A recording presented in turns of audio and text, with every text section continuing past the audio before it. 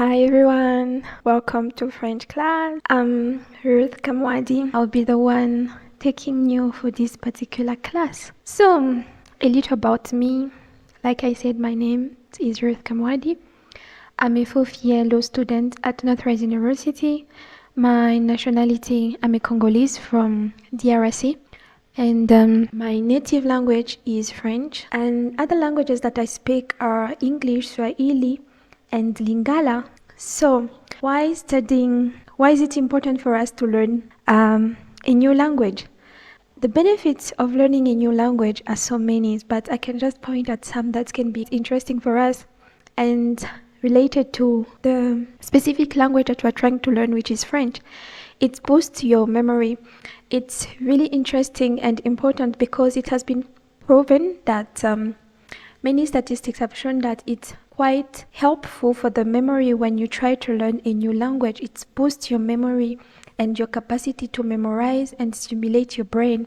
So I think, some of us really need, for a bit of stimulation for our brains. And it's also interesting and helpful for us to learn a new language because it opens for us new opportunities and exposures. For instance, some of us, I know that are learning would take this particular course because we have a job opportunity and we are supposed to work maybe in a speaking French country where we are supposed to have a new job and stuff like that. It can really help us. We have some kind of, ABCD of the whole place that we are going, the language, the culture, and can help us to understand better that new environment to which we'll be exposed. Maybe someone have a job opportunity and in that particular job you are supposed to be speaking French. It's a requirement and I'm sure it can help us. And the third reason that it's quite interesting and important to learn a new language is to build confidence. One thing I can say is that when I came at first and started learning English, it wasn't an easy task. I'm not an introvert, but at the same time, I'm not someone who is very extrovert. But I found myself in a situation where I couldn't talk, I couldn't be confident because I did not know the language. So I really hope that while learning French, it will boost someone's confidence because no matter the occasion, the place and the country, you'll be able to pick up and understand what is going on and express yourself about it. And I think it's well known from everyone. French is a quite romantic language. So by learning French, you can become more romantic. Some of us maybe will now become romantic. You never know. So thank you for allowing me to take you for this course. It's an honor. Welcome. I hope you enjoy the course. Fine. Okay.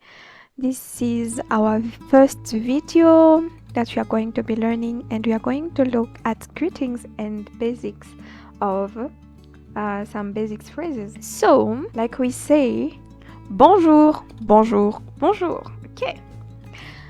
Greetings. Like other romantic languages, greeting people in French is not an all-inclusive situation. Okay. Your choice of word or expression will rely on how well you know the other person. Bonjour, good morning. Good morning, my love. Bonjour, mon amour. Bonjour, mon amour. Okay. Bon après-midi, good afternoon. Bon après-midi. So they just attach it. Bon après-midi. Bon après-midi. Good afternoon. Good afternoon, my sunshine. Bon après-midi, mon soleil. Okay? Bonsoir. Bonsoir. Good evening. Good evening, my enchanté one. Bonsoir, mon enchanté. Bonsoir, mon enchanté. Salut. Hi. Salut. Hi. Salut. Hi. Hi, my love. Salut mon amour. Salut mon amour. Allô. Hello. Allô. Hello. Hello my dearest. Allô mon cher. Allô ma chère. Ça va? Ça va? How are you? Ça va? How are you? How are you, my heart? Ça va, mon amour? Ça va, mon cœur? Ça va, mon cœur? Tu vas bien? Tu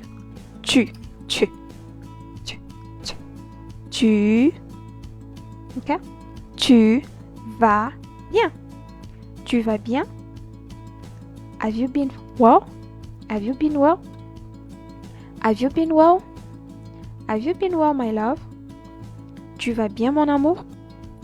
Tu vas bien, mon amour? Enchanté. Nice to meet you. Enchanté. Enchanté. Nice to meet you.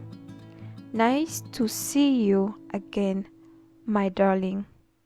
Enchanté de te revoir, mon chéri, ma chérie. We need to keep track of this. Mon chéri is a male, ma chérie is a female. Okay. Enchanté de te revoir, mon chéri. Enchanté de te revoir, mon chéri. So, enchanté can be used when you are seeing someone again, you are pleased to see them, or you are just meeting them for the first time. Okay. And then we have ça fait longtemps, dis donc. Ça fait longtemps, dis donc. Long time no see. Okay? Long time no see. We have long time no see, my love. Ça fait longtemps, dis donc, mon amour. Ça fait longtemps, dis donc, mon amour. Ok? Quoi de neuf? Quoi de neuf? What's up? Quoi de neuf? What's up? What's new in your life, my love? Quoi de neuf dans ta vie, mon amour? Quoi de neuf dans ta vie, mon amour? Ok. Au revoir. Au revoir. Au revoir. Goodbye. Goodbye, my darling. Au revoir, mon chéri. Au revoir, ma chérie. Once more here, mon chéri, it's for male. Ma chérie, it's for female. Salut. Okay, we use salut to say hi, and we are using it again to say bye. But it depends of the way you pronounce it, the way you express yourself while saying salut. For instance, when you are saying hi, you say salut, salut, okay? Salut. But when you are saying goodbye, it should be a bit higher. You'll be saying like salut, salut, salut, which means goodbye. Salut, my love. Okay? Bye, my love. Salut, mon amour. Bye-bye. That's what means that, okay? That's what it means, sorry. Okay, we have à plus, later. À plus. À plus, later. Later, my love. À plus. À plus, mon amour. À plus, mon amour. À demain. À demain. See you tomorrow. See you tomorrow, my heart. À demain, mon amour. À demain. Okay. So we also have this one. This table can help you to go through and understand better greetings and just compare them in French and English. It can really help you. So one thing I'll let you know, guys, is that repetition is the mother of knowledge. If you really want to know something and master something, you need to go through it again and again. Try to understand and memorize. And I'm making this video short so it can help you to go through again and again. If there is any question, any preoccupation, any suggestion, anything that like just go through your mind, guys, please feel free to contact me and ask questions. And if you think that I'm too fast, I can try to make it, maybe less fast. Anything for you guys. Thank you. Bonjour, bonjour, bonjour. Bienvenue à notre session. Welcome to our second session. Sorry for my voice if it's a little rough. I'm not really feeling well. So we are going to look at the ABC of the French, okay, alphabet. ABC of French. Okay, so we are going to talk about alphabet and pronunciation. There are 26 letters in the French alphabet, 20 consonants and 6 vowels. French letters are the same as in English alphabet. Both languages use the Latin alphabet, but French pronunciation is different. So we can notice that there are a lot of words that we can find in French and find them in English, but what makes them different is the way you pronounce them, you know. And that's where we have that thing whereby you realize that even someone learn how to speak English, they will still have a bit of accent, or maybe someone speaking French will still have an accent. So guys, let us put in our mind that it's normal and it's something that we should be proud of. French is not a phonetic language, meaning one letter does not have a single corresponding sound. Because of this, when you learn French, you must not only learn the alphabet but also learn the pronunciation rules.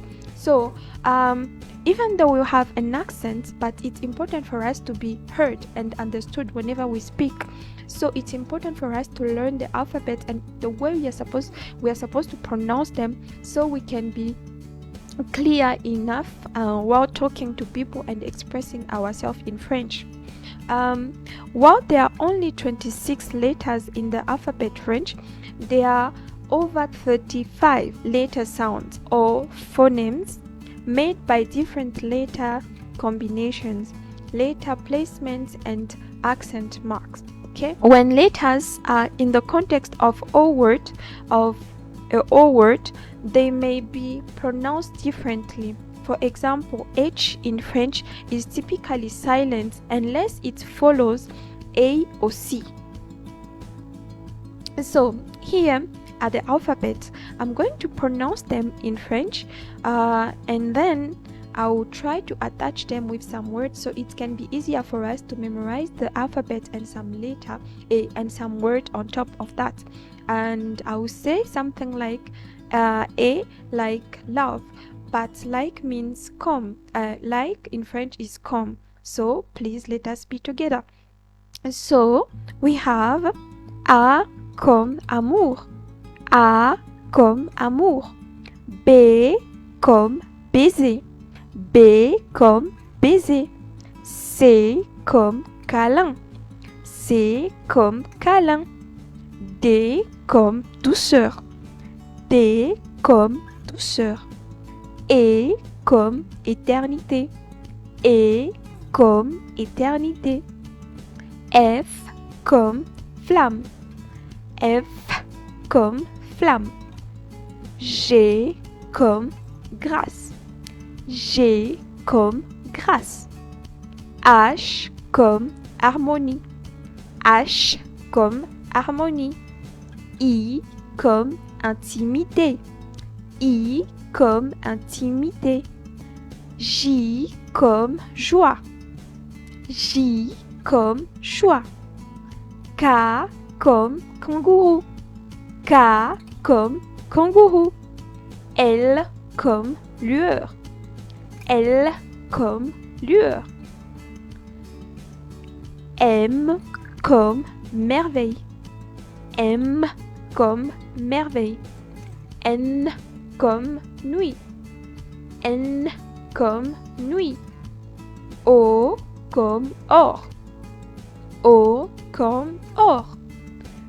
P comme plaisir. P comme plaisir. Q comme quotidien. Q comme quotidien. R comme rêve. R comme rêve. R comme rêve. R comme rêve.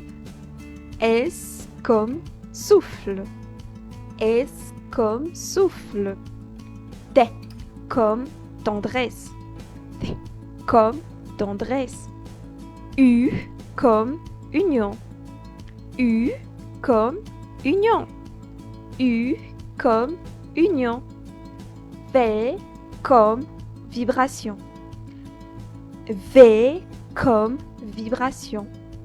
W comme whisper. W comme whisper. X comme zozo. X comme zozo. Y comme Dieu. Y comme Dieu. Z comme zénitude. Z comme zénitude. Okay, so I just add up this little board that can help you to go through and try to study again. But I would like to tell someone that repetition is the mother of knowledge. So if we have time to go through again and again, if we can just be listening to it to help us to memorize this word, it can be really helpful for a fast learning for us. So if there is any question, any suggestion, anything that you want to know more and understand, I'm free and I'm here for you guys. Please take time to please feel free to text and ask questions. Okay, thank you. Bonjour, bonjour, bonjour. Welcome back, guys. This particular session we are going to talk about vowels. Okay, yeah, we are going to talk about vowels, the French vowels. Okay, there are 6 French vowels in the French alphabet, but there are 19 vowel sound. Okay, 12 oral, 4 nasal, and 3 for semi vowels. So let me try to explain and expand on this one to vowels pronunciation together. So let me try to explain and expand on this one. I think I say that and I'll keep on repeating that French is an expressive language. You need to be loud and clear while talking. They need to feel to how can I say, they need to feel and see like what you are saying, what you're trying to say, your lips, your R, your everything that puts energy into it. The difference between them have to do with how they are pronounced. Oral vowels are pronounced mainly using the mouth. So when you're saying something like tu, using, for instance, pronouncing the alphabet U, your lips must show it. Okay, while nasal vowels are pronounced when hair passes through your nose and mouth. For instance, what we can the one vowel that but one vowel that we can pronounce here can be like okay, I can give an example of ara. For instance, when you say ara in French, you have to take it like it should be feel like it's coming from inside, like R, R, R.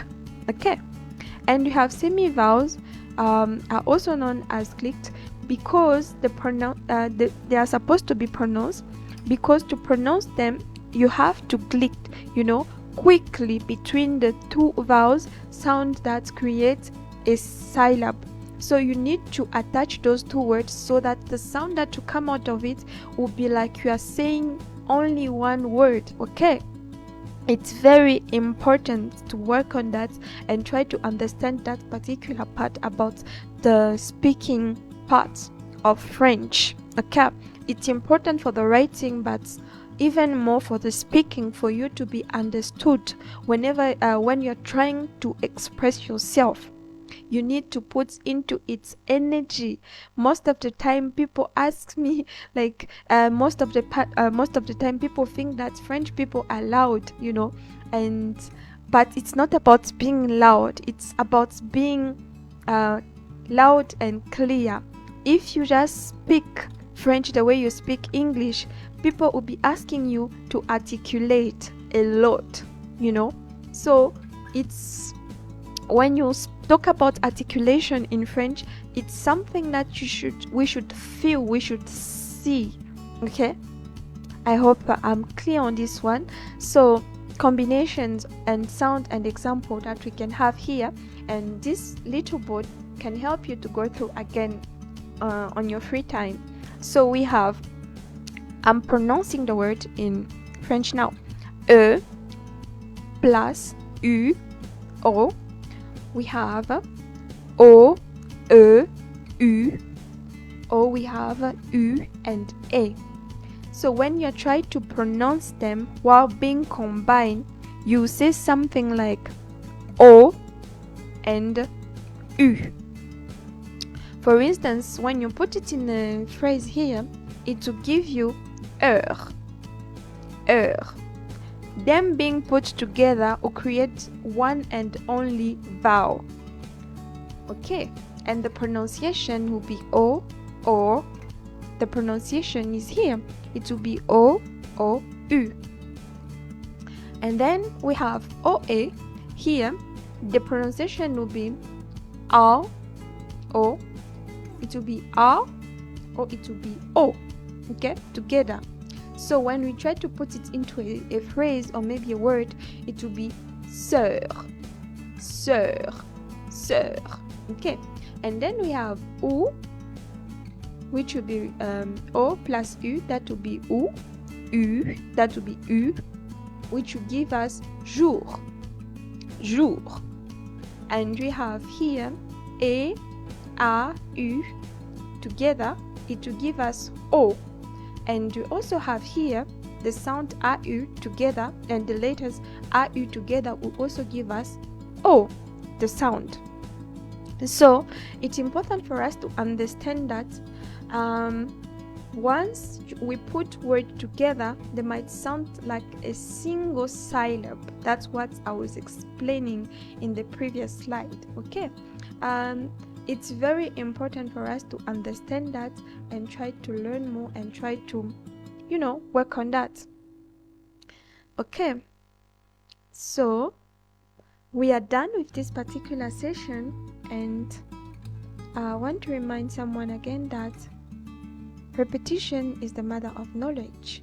Please let us try to take time and listen to it again and again so we can understand and memorize the word, and it can be easier for us to learn fast. Okay, thank you. See you next session. Bonjour, bonjour, bonjour.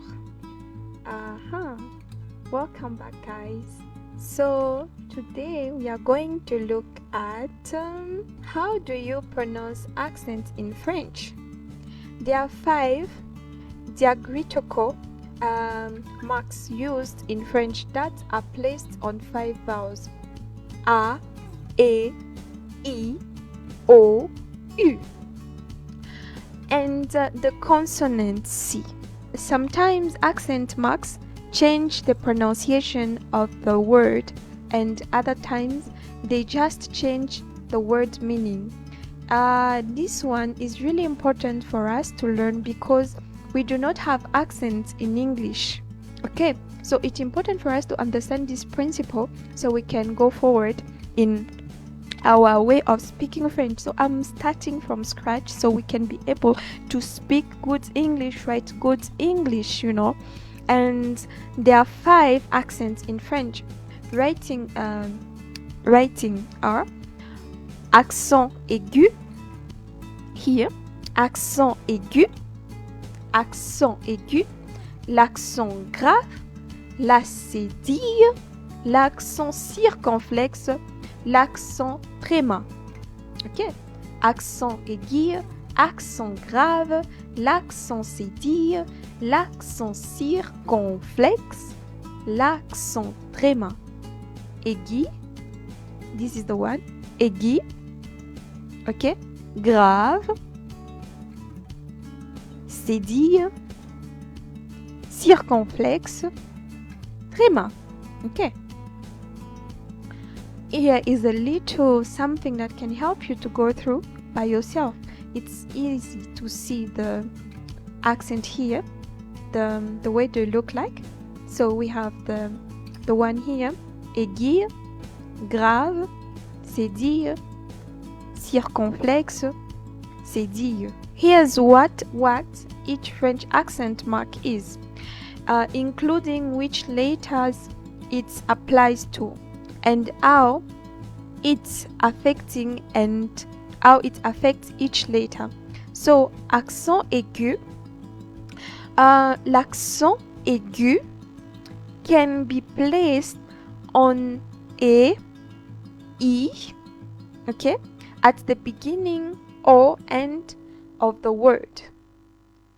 Grave, l'accent grave can change the pronunciation of the I and change the meaning of the word. Okay? Circonflexe. L'accent circonflexe can change the pronunciation of A, E, and O. It can also be used to distinguish words that are spelled the same way without accents. Finally, it can indicate a word Latin root. C'est dire accent. L'accent c'est dire. So this particular one, it's just they are looking like a small S and C and give to C the sound of S. Okay. Then we have l'accent tréma. Okay. L'accent tréma. This one just here. L'accent tréma. This is placed above two consecutive vowels to indicate that they should be pronounced separately. Okay, those two vowels, even though they are together, because we saw before this that some vowels, when you put them together, they create one sound. So you are supposed to pronounce them like fast, to make them one sound. But when you have these specific accent on top, these, the tremor ones, that means that you have to pronounce them separately. I don't know if you guys can see the difference that the accent have to play, that usually plays in French, okay? And yeah, this was the end of our session. Thank you for being with me and still be there. So I'll repeat once more that repetition is the mother of knowledge. Please let us take time to go through again and again and try to study it so we can memorize and be able to write and speak by the end of our class. Okay? And if you need more clarity, explanation, you have questions, you want anything else regarding the class, I'll be willing and happy to help you guys. Okay, thank you. See you next time. So our next session, we are going to look at silence letters. Yay! I hope someone is excited as me. Okay, bye-bye. Bonjour, bonjour, bonjour. How are we? Comment nous allons? Okay. So, our today's session, we are going to look at silent letters. Okay. Some French words contain silent letters or letters that aren't pronounced. Many different letters can be silenced depending on where is a word, on where in a word they are placed. So there are some general rules for silent letters in French. Okay, so we have the letter H. The letter H, it's not usually pronounced in the French word unless it is associated with A or C, making it sound like cha, cha, cha. Okay, this one specifically here, it will sound like cha, sha, sha. Okay. Then we have this one here, the letter U. U. I hope we remember this one. U, just here. U. Okay. It's not. This one is not usually pronounced when it appears after A, G, A, G, que. But it changes the pronunciation of the G. Okay. And the letter N. N is silent when associated with another letter that create a nasal and a nasal sound, like on, on, on, on, on, on. Okay, and then we have the letter E. And this one is not pronounced if it comes after an O, because of O, oi, oi, O. In the French, this one, because of the French, right? This one is, in French, it's meant a sound like wa, wa, wa, wa, wa, wa. Because of the O will have more power over the other following letter. For instance, we have the word wood in French, which will sound like bois, bois, bois, simply because of the O that is in front. Then we have the E at the end of a word is typically silent unless he has an accent. The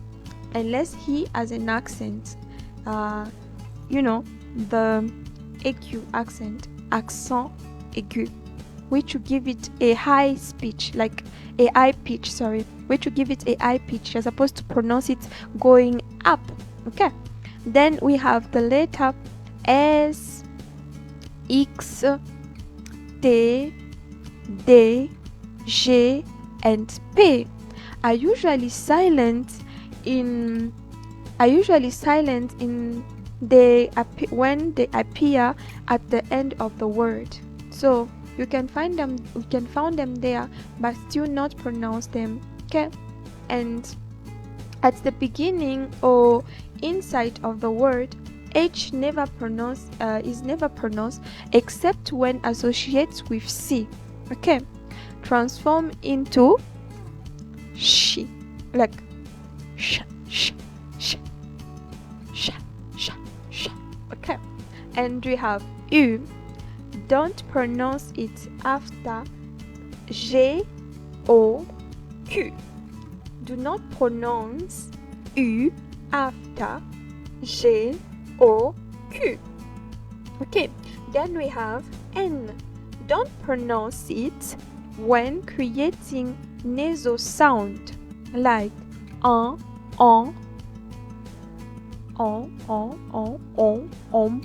etc., etc. I don't pronounce it. We have E. Don't pronounce it after O, because O will sound more like wow, wow. I don't know how to pronounce this one. Like wa, wa. It will sound more like wa, wa. Okay. At the end of the word. So this is what we are not supposed to pronounce. We have E, which is E. Do not pronounce E. Don't pronounce it at the end unless there is an accent on it. S. Don't pronounce it at the end. For plural in specific word. For instance, when you speak English and you want to put something to plural and there is an S at the end, you are supposed to pronounce the end. The end must be loud, must be heard, but it's not the same for French. It's different. So we have examples of word here. Autrefois, un avis, un bras, une brebis, un colis, un corps, un dos, un héros, etc., etc. So we have X. Don't pronounce it at the end in noun, some plural, adjective, and some verbs. Example, we have un choix, une croix, un époux, délicieux, les choux, des joues, etc., etc.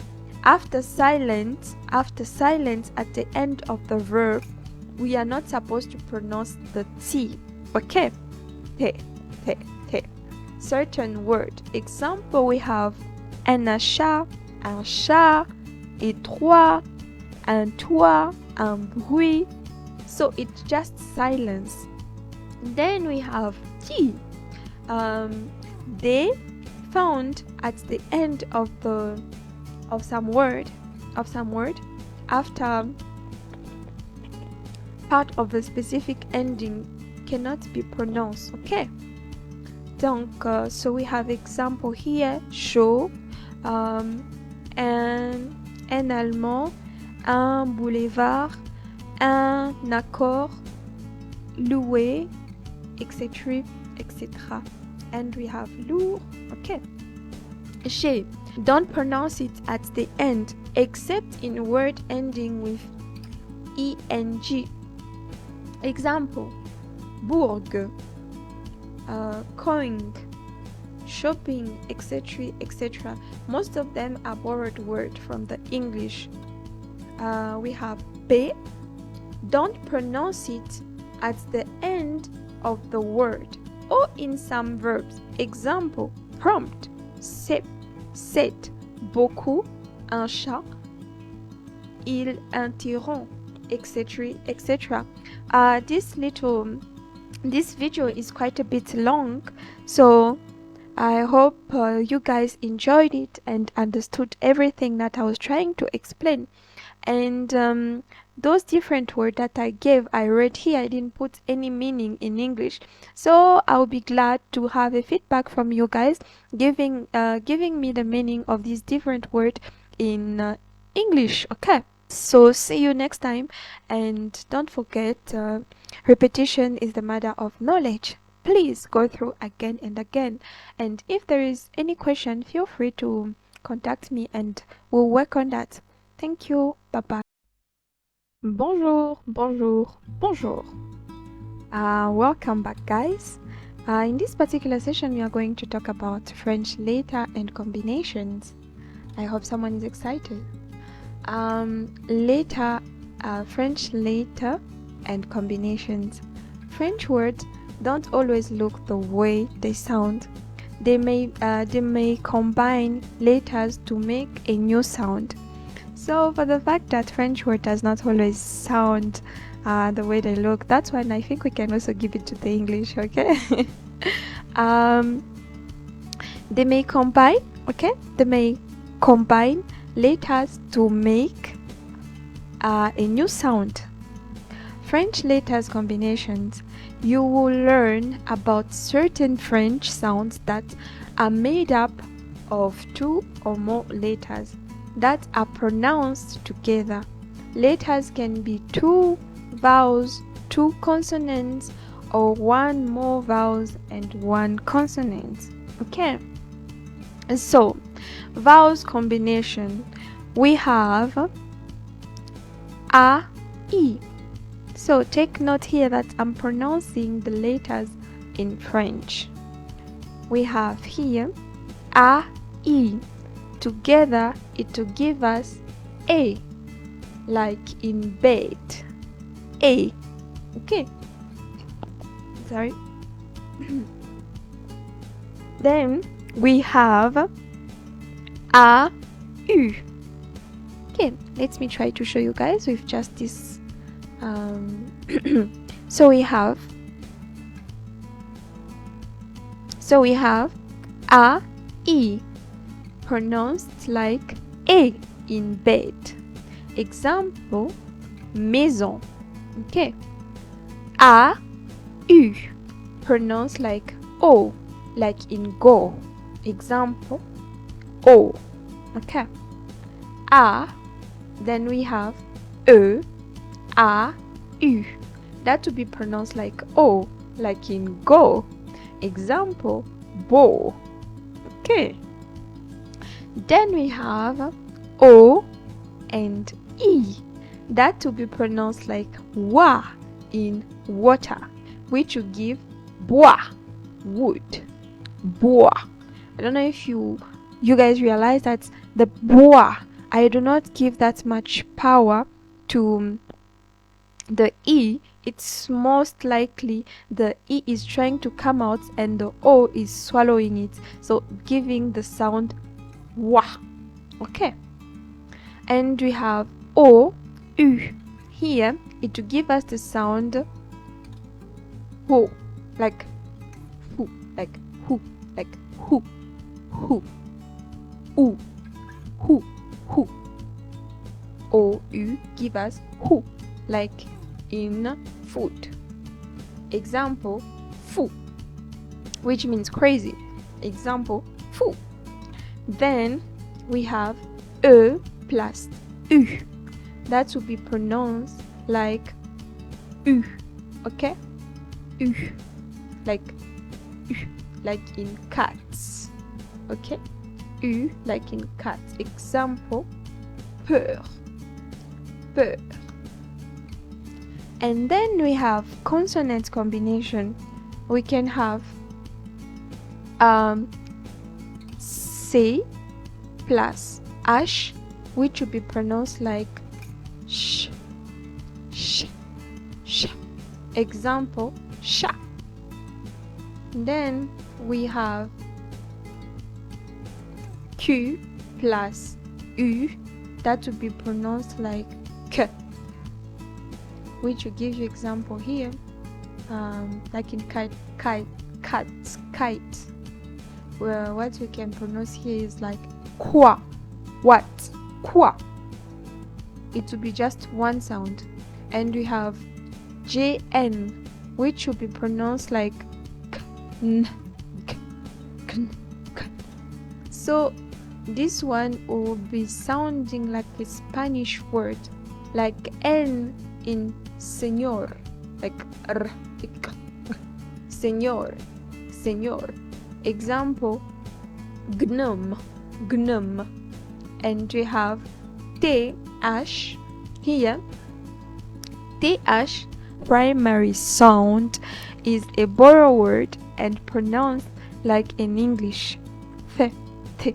So like in thing, okay? Think, like in think. Example, les thèmes, thème, thème, thème. And then we have PH, also found in borrowed word and pronounced like English F. Okay. Example, telephone, telephone. Okay, I think I said that.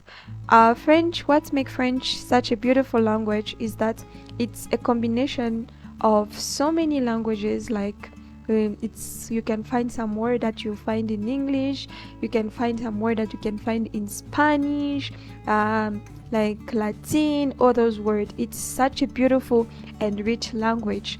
Okay, so this is a little something to help you guys to revise and go through things, so it can help you to understand better and stay in touch.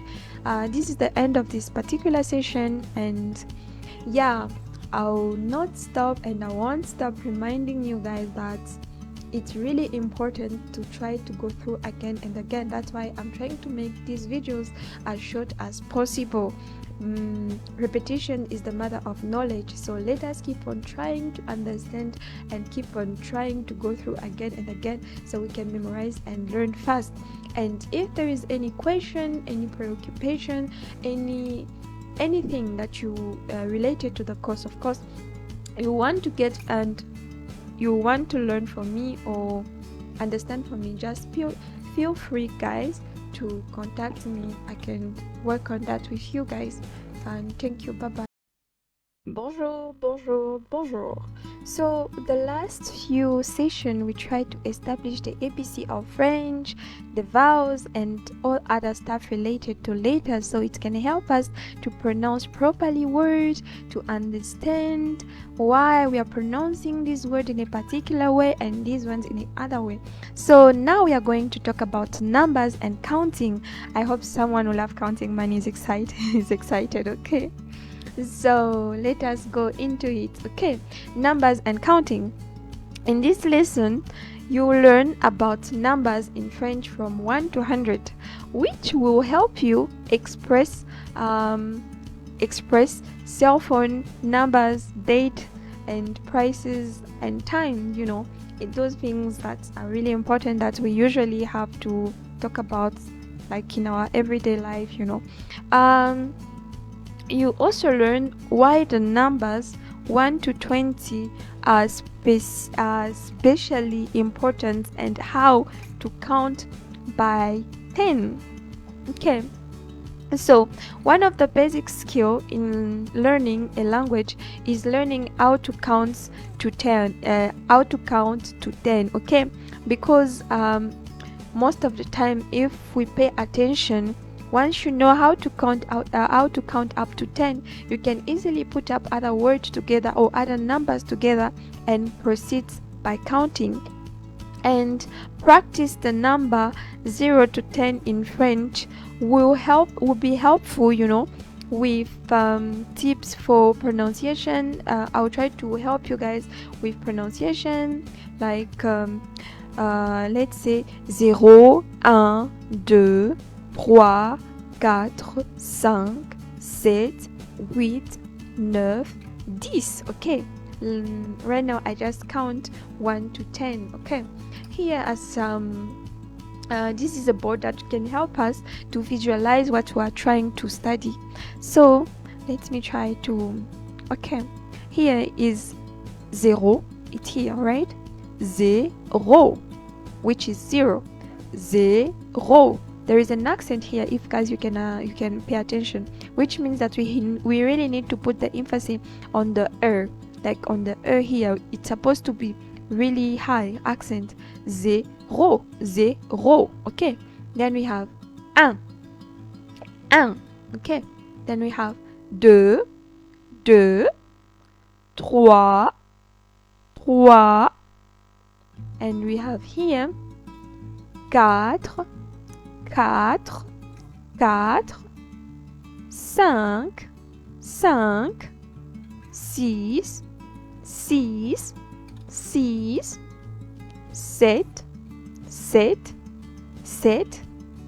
8. Okay. 9, 10.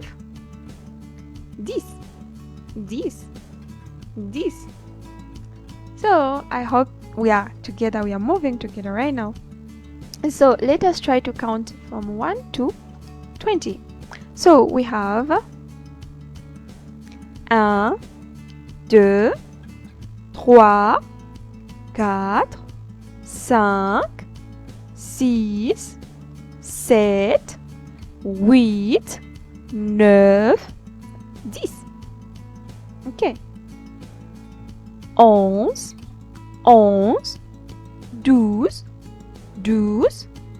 12, 13, 14,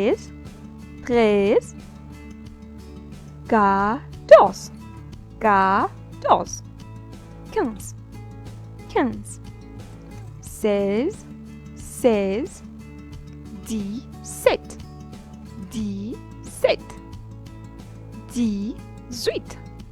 18, 19, 20. Okay. So from here we have 1 to 100, and I think and I believe that if we understand and memorize how to count from 1 to 20, we'll be easily able to do the other part, because we just have to put the combination. Like we said, 20 is 20. So okay, if you have to count maybe from 21 to 30, you just need to put the 20 in front of everything, and you say 21, 21, 22, 23, 24, 25, 26, 27, 28, 29. Okay, I think it's quite easy, right? Once you catch up the whole thing, you can easily go through again like that. So The only thing that I can try to help by putting there, it can be maybe to learn 30, 40, 50, and what again? 60, 70, 80, and 90. So let me try to pronounce 30. 30 would be 30, 30, 30. And 40 would be 40, 40. And 50 would be 50, 50. Okay. And 60 would be 60, 60. 70 would be, okay, okay, I'm here. 60. 70 would be 70, 70. So this specific 70 is a way of learning. So French has actually two different way of pronouncing things. So the one that is directly rooted into Latin word, you say 70, 70. But this one you say 60. But I'll try to make you guys memorize this. I will advise you guys to memorize the I'll advise you guys to memorize the 70. Okay, I'll put it somewhere there so you can, yeah. Then we have 80. 80 here, 80. 80. And then we have 90 here, which is no, not. And then we have 100, which will be pronounced simply as 100. So if we just go through this specific board, it can help us a lot, guys. And I really hope that you enjoy this specific lesson. And if you have any difficulty with numbers, please feel free to contact me, and I'll try to make it simple and clear for you guys. Thank you. See you next session. Bonjour. I hope we are all fine. So this specific session, we are going to look at tell me, yeah.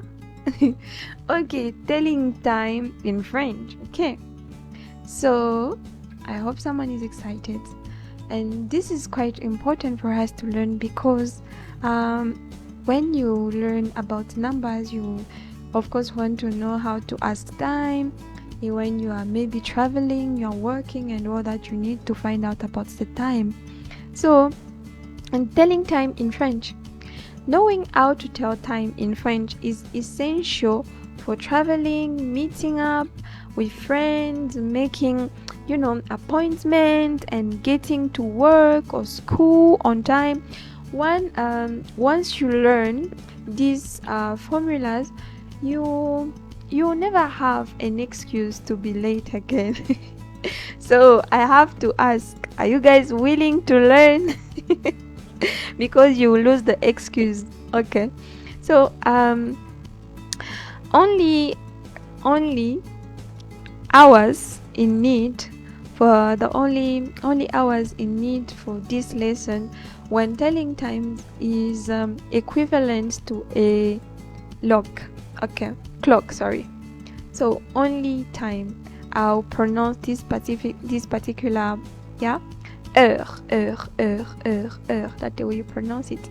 Only heure is needed for this lesson. When telling time, it's equivalent to o'clock. Okay, this is the only word that is important. And then there are 3 French translations for time, yeah, each with a different meaning. So we have heure, okay, this one here, the first one, heure, which is time, as in telling time. Quelle heure est-il? What's the time? Quelle heure est-il, mon ami? What time is it, my friend? Quelle heure est-il, mon ami? What time is it, my friend? Okay. Le temps, which means time as in period of time. J'ai passé du temps ici. I spent some time here. I spent some time here. J'ai passé du temps ici. I spent some time here. J'ai passé du temps ici. Okay. La fois, time as in instance. You know? La fois, time as in instance. Je l'ai fait une fois. I did it one time. You know? Je l'ai fait une fois. I did it one time. You know? Two more important notes about heure. You know? Heure. Hour. It's a noun. So it's singular with une heure, 1h20, etc., etc. And plural with all other numbers. 2 heures, des heures, plutôt 2 heures, 15 heures, 30, etc., etc. Its abbreviation H is used where a colon is used in English. Okay? Where a what? Where a colon is used in English. This is what you can notice happen just here. You notice like 1 hour, 2 hours, 15 hours, stuff like that. So on va dire 1 heure, 1h20, 2 heures, 15h30. While you definitely need to be able to understand the 24 hours clock, you don't necessarily need to talk about time with it.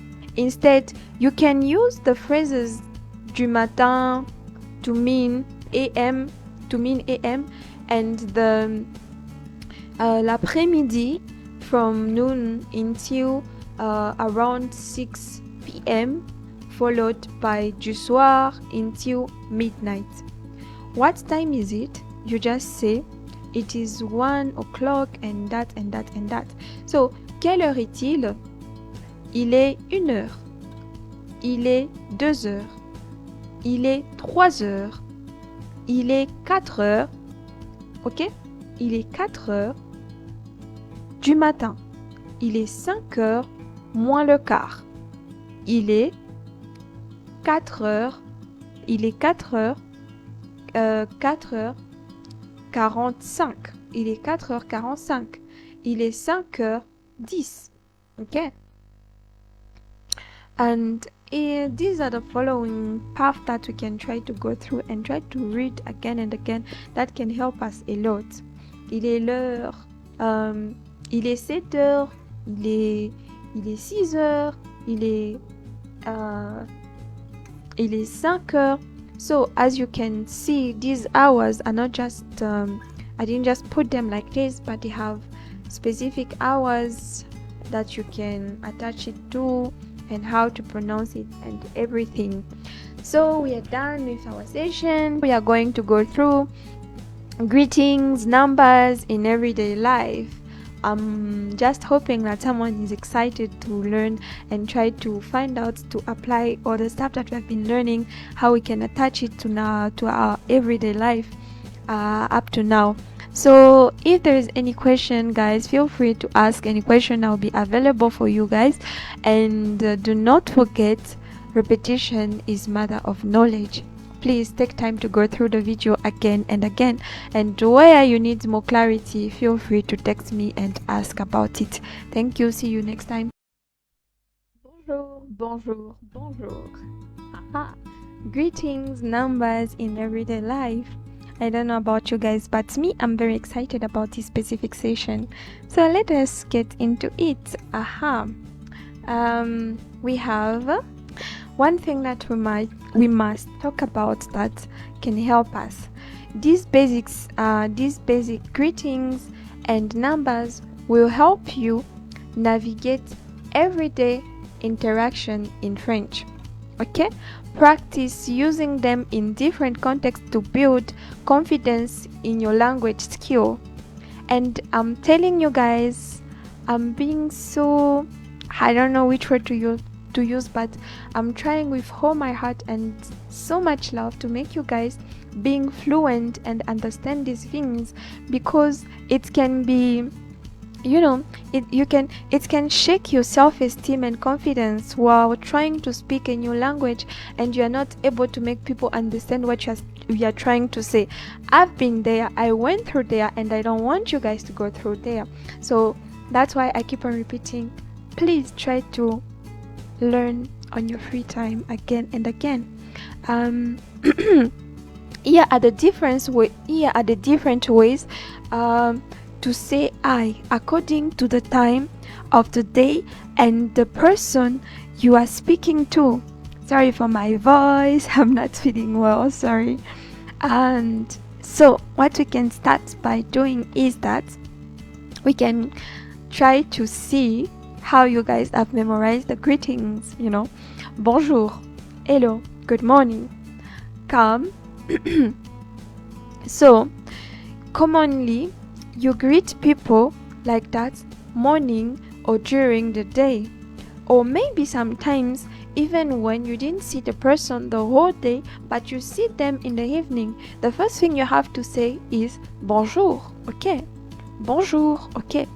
And we have hi, hello usage. You usually say that it's an informal greeting, you do not greet your elder like that. You do not say hello, hi to your boss, to your lecturer, you do not say salut.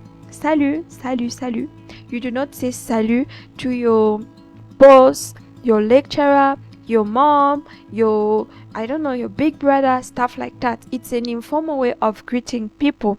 And when you say bonsoir, good evening, this one is strictly used at night, evening, when meeting someone later in the day. Even if you saw them and say good morning at in the morning, but you need to say bonsoir at night, okay? And we have bienvenue, which is welcome. It's usually used for someone who used to welcome someone to a place or an event. We do not use it, for instance, you guys, you use welcome to say, for instance, I say thank you and you say you're welcome, stuff like that. No, us in French, we do not use it. It's strictly to welcome people, to make people know that they are welcome to the place, they are welcome to the activity and whatever is going on there. And we have comment vas-tu? Comment vas-tu? How are you? Common way to ask someone how they are doing. For instance, one thing that you can notice in English is that when someone asks you how are you, it's a formality, but in French it's not used as a formality. You are supposed to reply and tell people the way you feel. You're not just supposed to reply I'm fine, thank you. No, you say I'm going through this and maybe this and maybe this. Guys, I'm not saying that you should start explaining your whole life, but I'm saying that it's mostly something that people say to check up on you, not a formality. Comment ça va? Okay. Ça va bien, merci. I'm fine, thank you. A typically response to a comment ça va? Okay. I don't know if people have ever noticed, I usually say I'm fine, thank you, and people used to find it weird, but that culture is deep in me, so I was just used to say I'm fine, thank you. That thank you specify that I'm grateful that you try to check up on me and find out how I'm doing, okay? And we have enchanté, nice to meet you. This one is used when meeting someone for the first time, or maybe you are pleased to see someone again, okay? You are meeting someone like, oh, nice to meet you, something like that. And when you are pleased to see someone that you met a long time ago and you did not have the opportunity, to go deep into knowing them and, accommodating them. And we have au revoir, goodbye. That is usually used to departing, whenever you're saying, okay, bye-bye, bye-bye. This one is quite clear. À bientôt, see you soon. Use when expecting to see someone again and soon, okay? Seeing someone again and soon. That's when you use à bientôt, okay?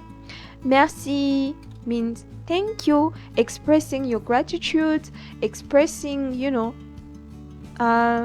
sometimes people use it just to express the deception. They'll say, oh, that's the way things are. Okay, thank you. It's mostly saying I'm grateful, but at the same time, it can say that I recognize and respect what you're saying sometimes, but I'm not okay with it. But I'll say, okay, thank you. That's all. You're welcome. De rien. Okay? Means that this de rien, it's a response that you give to someone to show them you are thanking. Okay, someone that is thanking you. Okay, response to someone thanking you, to making them understand that it's nothing, de rien, you are welcome, it was my pleasure. It's all that include in that thing, in that de rien. Okay, so this is a kali to but that will help you to go through and just try to repeat it on your free time and try to understand this specific thing. Usage of number in everyday life. Asking about quantity. When you're trying to ask about quantity, you should say combien, combien, combien. So we have combien de pommes, and we have ordering for instance, ordering at a restaurant. You say je voudrais de café s'il vous plaît. I would like 2 coffees, please. Je voudrais de café, please. I would like 2 coffee, please. And we have telling time, which is il est 9h, okay? Il est 9h. It's 9 o'clock, You just try to tell time and stuff like that. And giving your phone number. Mon numéro de téléphone est 064 06 45 40 20 30 50. You just pronounce your number there and you just give your number. You do not say your line, but you say mon numéro de téléphone. Mon numéro de téléphone. Puis-je avoir ton numéro? May I have your number? Okay. And then we have shopping and prices. Cette jupe coûte combien? Okay. This skirt cost 20 euros. So to ask the cost of a specific item that you like to buy, you ask about its coûter. Coûter. Combien ça coûte? Coûter. Okay. You get this one. It's combien. It's how much. And coûter. You can also use it. Okay. Combien ça coûte. Combien ça coûte. And you have dates. Nous sommes les 1er janvier. It's the 1st January, And that was the end of the session. And if you guys want more clarity or maybe more explanation or me to expand more on that specific video, just feel free to ask me, because I think that there are a lot of things to talk about, but I'm trying to make it short to give you the opportunity to go through again and again and understand it better and memorize things. Okay, feel free to ask any question, and please do not forget, repetition is matter of knowledge. Bye-bye. See you. Bonjour. Welcome to our new session, which is introduction and welcome. Okay, let us get into it. So, this picture is just quite normal for all of us, because in most cultures, like French and English, people greet with kisses, but there is a little tiny difference that I still struggle with, is that you guys just give to each other like 2 kisses, but when it comes to the French culture, people give to each other 3 kisses actually, and most of the time like your lips do not even touch the other person's cheek, or even it's mostly like cheeks that's like cheek that are just touching each other most of the time. Sometimes they don't even touch, just to make it fancier. So introductions and welcome. Introduction and welcome. Okay, we are going to try to get this one because it's very important. You'll be using it in your life every day whenever you go travel or maybe working in a French country. So if this is your first time meeting someone, you need to know how to respond to these expressions. Okay, for instance, to ask your name, and a French speaker will say, comment vous appelez-vous? Comment vous appelez-vous? This is a formal one. Comment vous appelez-vous? Okay. Or an informal one is comment tu t'appelles? Comment tu t'appelles? Okay. Comment tu t'appelles? Informal one. Okay. So you're supposed to reply in this way. Je m'appelle, I don't know, Ruth. Je m'appelle Ruth. Je m'appelle Lilou. Je m'appelle. You just put your first name, okay? Je m'appelle. Je suis ravie de faire votre connaissance. Je suis ravie de faire votre connaissance. I'm delighted to make your acquaintance. I'm delighted to make your acquaintance. Je suis ravie de faire votre connaissance.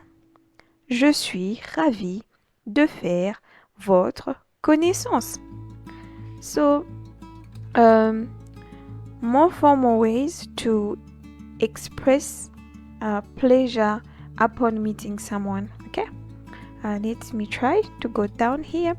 As you can see, there are many differences here. This little board here can help you to go through and understand better what we are talking about, and you can just go through again and again and again. Comment tu t'appelles? Comment vous appelez-vous? Yeah, there is here those the French word, the English, and literal translation and context in which we can use those ones. Okay. Welcome phrases. We have bienvenue, bienvenue, bienvenue, welcome, bienvenue, welcome. So when you arrive at a place, they will tell you welcome means bienvenue, but there is a bit difference here. I've noticed that while speaking English, you can say welcome to say thank you, welcome to say for instance, you have done something for someone, you're like you're welcome, but this bienvenue cannot be used in those contexts in French. It's only for welcoming people, that's all. Bienvenue. Okay, sois le bienvenu, sois la bienvenue, be welcome. There is just a difference here that we can notice here when they say sois le bienvenu. This one is for a male, sois la bienvenue, this one is for a female. You can notice the difference is E here at the end of bienvenue, and la for the female and le for the male. Welcome someone in the friendly manner, You're like, oh, bienvenue, sois le bienvenu. Like you are really happy to see that person. You are telling them that, be welcome. You are welcome to be here. And we have this one. Entrez s'il vous plaît. So come in please, in a gladly way. Entrez s'il vous plaît. Come in. Okay. Inviting someone to enter your place. And this one that you notice, I don't know if it's the same in English, but in French, if you go visit someone and they do not tell you to enter, they do not tell you to sit, you do not sit, you do not enter. Okay? These phrases are quite important. Fais comme chez toi. Fais comme chez toi. make yourself at home. They do not really mean that you should make yourself at home. I know a lot of things that French people said, they actually mean them, but this particular one, it's just to tell you that feel free. Don't be too, rigid. Like, feel home, but do not, go into the kitchen, get food and do stuff like that. So do not be surprised when someone say, fais comme chez toi. Fais comme chez toi. Fais comme chez toi. Okay? Just telling you that feel free, feel at home, but do not behave like at home. Okay?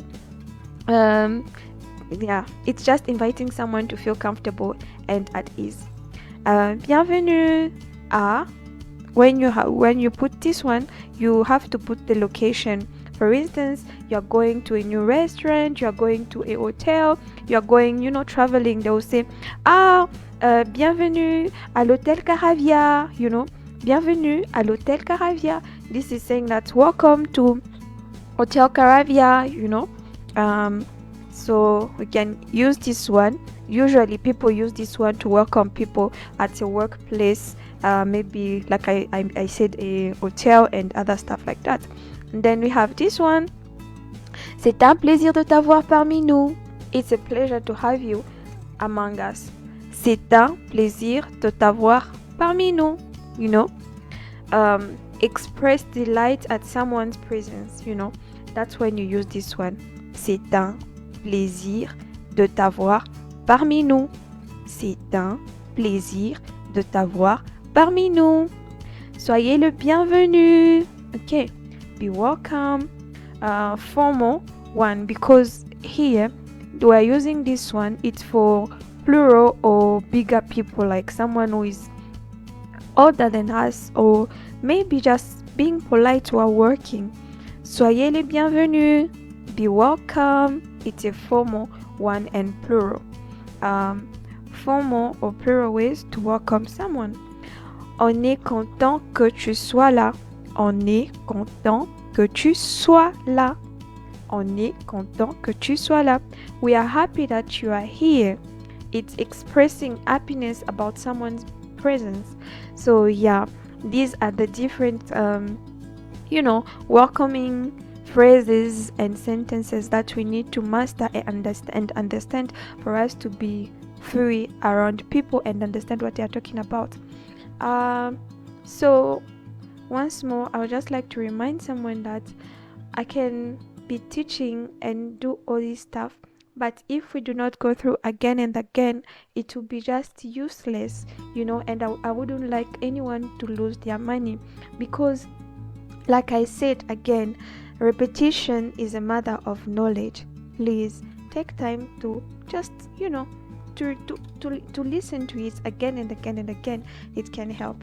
Okay, bye guys. I hope you enjoyed this session. See you next time. Welcome back. Bonjour. In this particular session, we are going to talk about secondary greetings, checking in, and options for replying to a secondary greeting. I hope we are all fine. Let us get into it. So, secondary greeting, checking in. After you have given some form of salutation, it's polite to ask how someone is doing. Bypassing this can be perceived as rude. You'll notice that phrases for checking in with someone use the verb aller, which is to go, rather than the verb être, which is to be. This is one of the biggest difference that we can notice between French and English. For instance, English people just say how are you, just to to be formal, and other just to be polite. But when you say how are you in French, you really mean it. Yeah. So here is a bit a small table that can help us, a small bot that can help us. So we have French words which are bien, merci. So good, thanks. You saying bien, merci means that thank you for asking. I'm fine, and thank you for asking. Thank you for your concern. Thank you for like being interested on how I feel and on how I'm doing. This is the meaning of you as when someone say bien, merci. You know, someone asks you how are you? Bien, merci. Comment tu vas? Bien, merci. Très bien, merci. Very well, thank you. Ça va, I'm good. Ça roule. This one is quite really it's informal. This one, ça roule. You just tell your friend like everything is just going well, you know. Comme ci, comme ça. And I've noticed that this one is not really, I'll try to translate it. Yeah, it's here. Like this, like that. So I usually use this one and people are like, what do you mean? So, comme ci, comme ça, you can say like this, like that, means like, sometimes you can even use stuff like kusi, kusa. This one, it's more like slang for comme ci, comme ça. Things are not completely well, but they're not too bad too. You think? Pas mal. You know, these ones are all informal. These ones are the reply, like this is how you reply to like comment tu vas. These are the replies. Pas mal. Pas pire. You know, like pas pire. Comme d'hab. Assez bien. Comme d'hab. Comme d'hab. Like usual. Like nothing new. You know. Assez bien. Not that bad. Options for replying to secondary greetings. When asked, how are you? The most common response are ça va bien. It's going well. Or tout va bien. Everything's going well. Just as in English, it is uncommon to reply with ça va mal. Okay? Ça va mal. It's going badly. Even if you aren't 100%, you can use sometimes like comme ci, comme ça, like this, like that. Okay, to reply that things are so. Okay, yeah, could be better. Once you get comfortable with this, try out these more creative response, you know, so you won't be like always answering the same way to the questions. So here a bigger one we can try to go through again. This one can help us. You can just try to read it, maybe do a screenshot, have it on your phone, just try to go through again and again. Comment allez-vous? You know, comment allez-vous? Here you can see there's the French's word, their English equivalent. You have literal translation. We have context. We have formality. You know, all of them are here. Just try to memorize and go through again. It can really help. And if there is any question, or maybe you want to find more, or maybe I did not pronounce quite clearly some stuff, just feel free to contact me. I'll try to help on that. And yeah, guys, do not forget, mother of knowledge is what? Repetition. Let us try to repeat again and again so we'll master it. And if you want to have a conversation to just see how much you have improved, feel free to text me, feel free to call. We'll try to work on that just for the classes, nothing else. Anyway, bye bye, see you next time. Bonjour, bonjour, bonjour. How are we? So I'm so excited about this particular session. Vous or tu, which one to use? Yeah, I know it can be very confusing for English native people because in English I also had that particular issue, you know, guys, when I was learning. So I was feeling so rude, using you. But there is a difference in French when you speak to your elder. So the you use is different from the you use when you talk to your friend. So today we are going to go into it. Okay, so which one to use, vous or tu? So vous or tu, which one to use? The subject pronouns tu or vous can be quite confusing for English speakers when they are first learning French, considering we only have one subject pronoun to mean you in English. However, once you get your head around how to use it, you will see it's not as difficult as it first appears, not at all.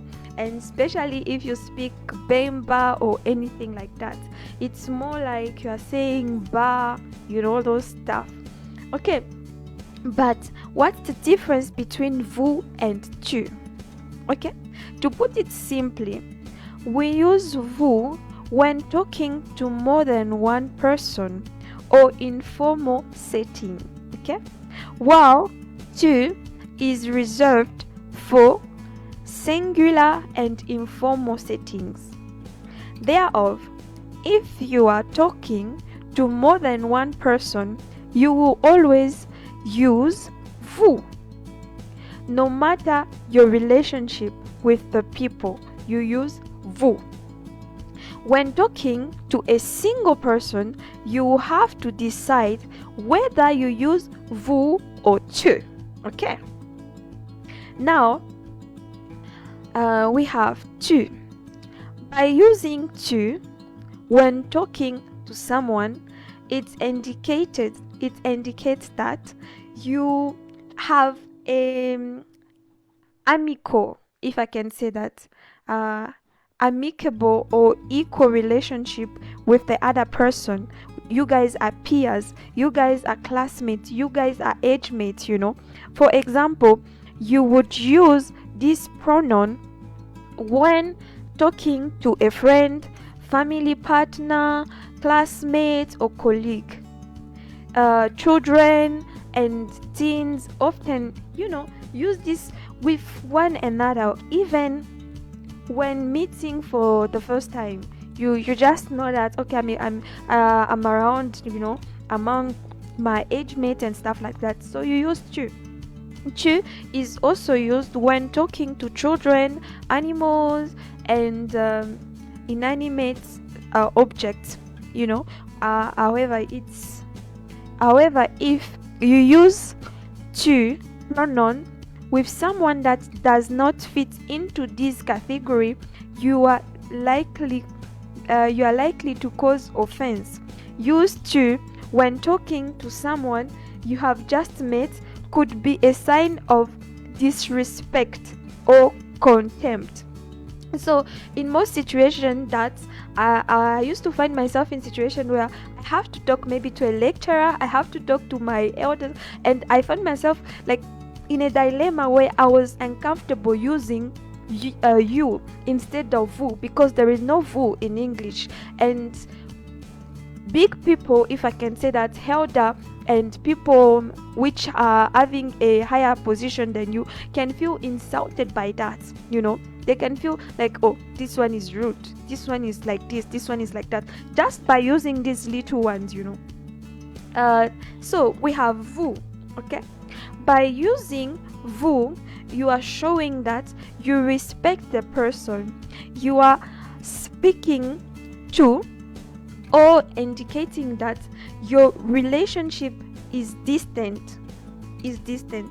And this is used between strangers and in professional environments. For example, between an employee and a customer, or between a doctor and their patient. Using vous with someone who doesn't fall into this category would imply a dislike for person, a dislike for the person or being seen as snobbering, you're just snobbering someone, you're just being snob, and that is not like disrespect. It's something that is not taken lightly when it's come to the French culture. Okay, so we have this one here. It can show you which one is informal, which one is formal. I just ask you guys to go through and help to go through and understand this concept. It can help you a lot. It can open doors as it can close doors to you. It's very important, very, very important. Yeah. So I hope guys you enjoyed this particular session. I try to make it as short as possible so you can go through again and again. Do not forget, the mother of knowledge is repetition. So please let us go through it again and again. If we can even take a screenshot of these two little things that I'm sending, so you can just be scrolling on your phone and go through again and again. Okay. If there is any question, preoccupation, anything, feel free to contact me, then I'll help you with that. But guys, only related to the course. Okay, bye bye. Thank you. Hi everyone, how are we? Bonjour, bonjour, bonjour. So our session today, we are going to talk about the basic grammar concept articles like les, la, les, un, une, des, du, de, la. Okay, I know it sounds like it's just the same thing I'm saying, but let us get into it and try to make it more clear. Okay, so articles, we have this first one, you pronounce it le. Okay, your tongue should be like up le, and your lips should show it. This first one here, le. Then we have la, la. Your mouth should be open, la, la. Okay, and we have le, le. This one you say le, it's deep. This one it's le, le. This one is for single, this one is for plural. And we have ah, ah, ah. Okay, this one, just this one here, un, une, une. Then we have this one, like the le and the le, like the le and the le. Here you say de, de, de. It's de. It's light. You open your mouth. And this one is du, du. Your lips should write like a ho, do like a ho, du. And we have this one, which is a de. Okay. De, de. And then we have la, la, la. So define and definite. Okay, so we have this one here, articles.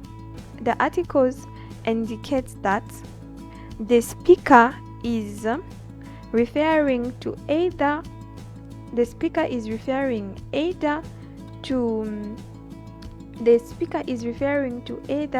a specific noun or to a class of noun in a general sense. The English define articles. You guys have the, okay, as 4 equivalent forms in French. Just this the as 4 equivalent in French. Depending on the gender and number of the person. So we have single and masculine here, which are le, la, l, l, la, l. It's l. Okay. And you have le livre, la table, l'abricot, l'abricot, le livre, la table, l'abricot, the book, the table, the apricot. So apricot, yeah.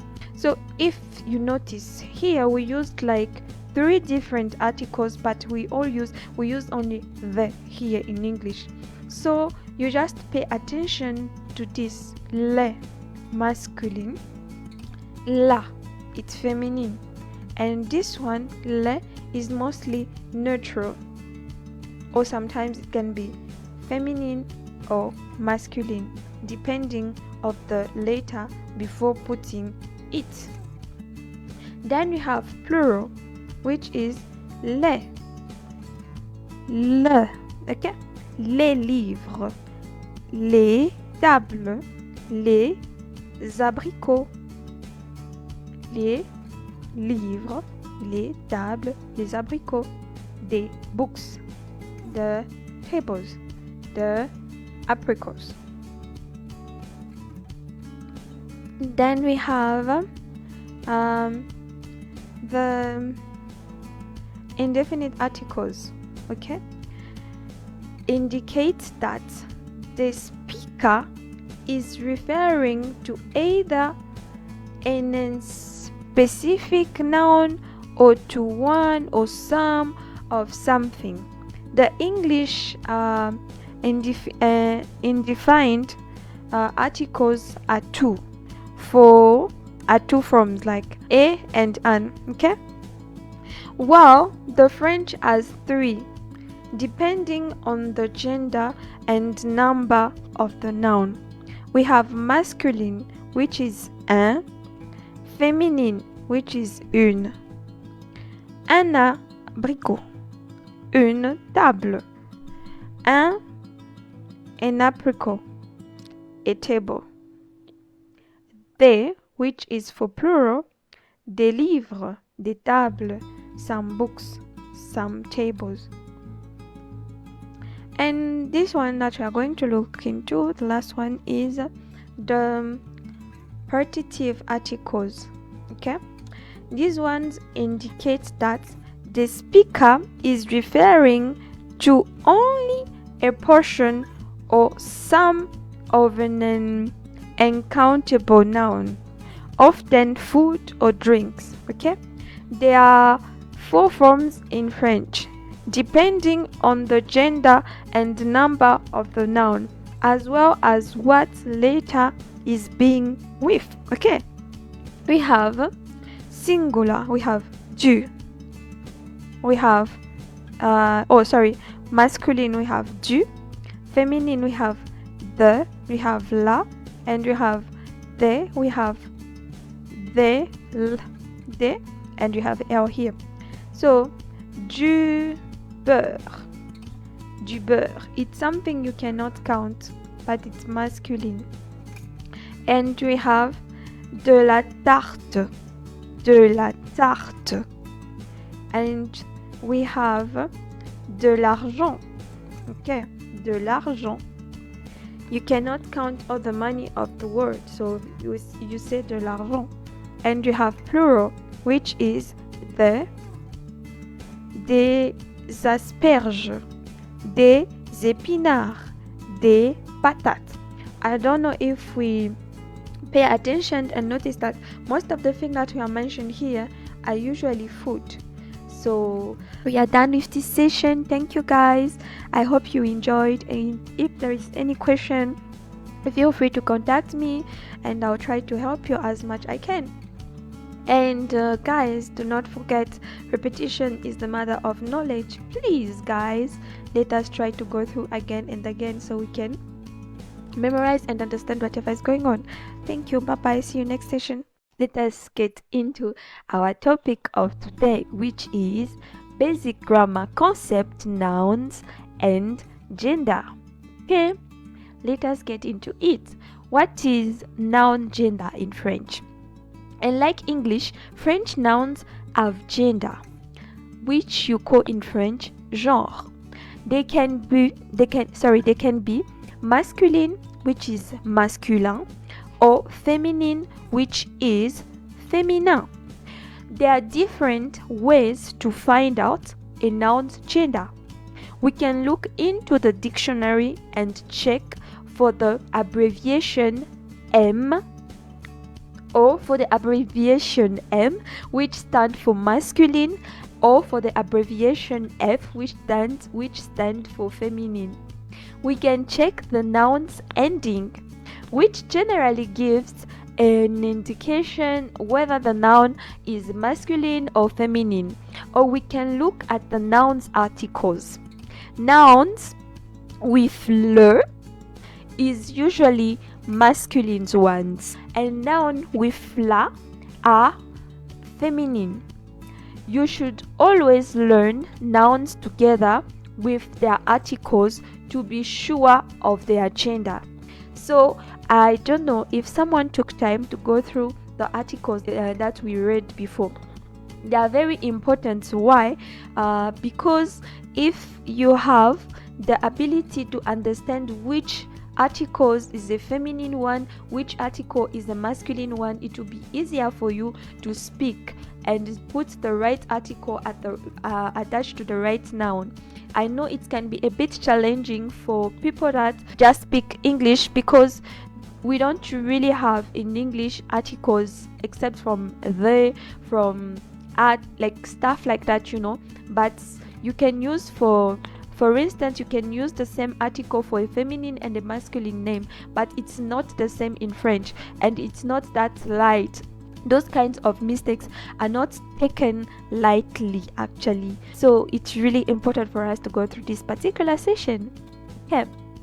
How to tell a noun is masculine or feminine in French. So most of the time you'll find out that masculine noun endings of masculine nouns can be here, just here we have e, and we have which is and we have en, we have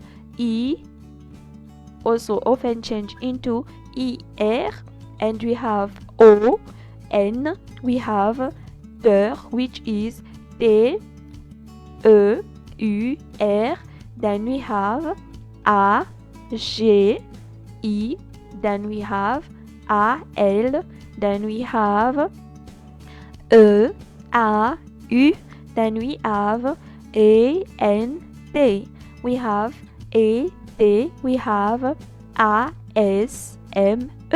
we have E-S-M-E, in, and we have en, we have oer, we have a-il, the cardinal points. So we have days, we have month, you have seasons, we have trees, we have languages. So we have we have languages and all that. So if we try to pay attention and attach them, you will see here we have les maîtres, les résumés, and all these. I did not read this word here, this site, so you can go and try to read them on your own and find the meanings. Yeah, it's a little work for you guys. So how to find nouns which are feminine? Most of the time their endings are the followings. We have s, which is e-s-s-e, then we have e-u-s-e, i-e-n-n-e, i-e-r-e, o-n-n-e, t-r-i-c-e, a-t-e, A-N-C-E, E-N-C-E, E-E, L, Et, I-E, I-N-E, I-S-E, A-I-L-L-E, T-I-E, UR. We have the continent, academic disciplines. We have a lot of things there that are attached. You just pay attention to the ending. As for the masculine ones, I'll also leave these ones to you guys so you can try to understand the word, read the word, find out the pronunciation and the meaning in English, so it can help you to, get the word stuck into your head. And this is the end of this particular session. I made it as short as possible, but I'll be waiting for you for a feedback from you guys on this one. I would really like to see how we are moving, how we are improving, and if we are really enjoying everything. Once more, I just want to remind someone that the mother of knowledge is repetition. Please guys, let us try to go through again and again, and if we have questions, please text and ask. Feel free to contact me. I will try my best to explain and make it more clear. Thank you and see you next session. Bye bye. I hope we are all fine. So we are still moving with the basics of grammar, concept, nouns, and gender. Nom et genre, suite. Okay. Let us get into it. So people and animals. I don't know if you guys pay attention. We just talked about word in general and the fact that they are usually masculine or feminine. That's what we talked about in the last session. And I gave you some homework about the words that I put there. I just wanted to find out from you guys the meaning and whatever that supposed to relate to it and everything like that. Okay, we have people and animals now. For people and animals, the gender of the noun usually correspond on the biological gender. For instance, we have people. When you say le garçon, it's a masculine word which means boy. Le garçon. So let us pay attention to the article that was put in front, which is le, to specify the gender of the person. I don't know if you guys are putting it together and understanding why I was saying it's so important for you to attach the right article with the right noun. Imagine you go and say la garçon, you get? It's something like quite funny and it won't really pass. Like it will be seen. It's not something that won't be seen. It's not something that can pass through and stuff like that. It will be so obvious, you know. So it's really important for us to try to understand this specific topic so we weren't facing any kind of mockery. Okay. So we have le garçon, which is the boy, and if we get feminine, which is la fille, which stands for the girl. If we pay attention to the word, you notice that for girls it's la, and for guys it's le. So here is a big difference between the two of them. We can say le garçon and we can say la fille. And for animals, we'll also go for the gender, if it's a male or a female. So we'll go for le coq, who is the rooster, and we'll go for la poule, who is the hen. I don't know if you guys you are seeing and paying attention to these details. You realize that in English you usually put they, but there is a difference in French. So which is quite challenging for a lot of people. So I really hope guys that you go through again this and just understand this specific thing. And if I'm not clear enough, please feel free to ask me questions. And certain animals' nouns have a fixed gender and refer to both males and female. To specify the animal's biological gender, we add the word male or female, okay? Mâle ou femelle before or after the noun. For example, we have la souris, mâle, okay? Which is a mouse. La souris, which is a mouse. This is the first word here. That's the first word here. La souris, which is a mouse. Then we have la femelle du crocodile, which is a crocodile, the female of a crocodile. So we need to emphasize by putting male or female with these specific animals. However, there are also nouns that have one form of both, the masculine and the feminine. Example, un touriste, une touriste. So the word will not change, but the article will change in function of the person that you are talking about. Is it a male? Is it a female? So you just use the article according to the person that you are trying to refer to. So un is for a male and une is for a female. Here are un et une. Okay, so just here we have cheval. I don't know if we remember, we pay attention to the fact that it's HL, which is a masculine word. Okay, cheval.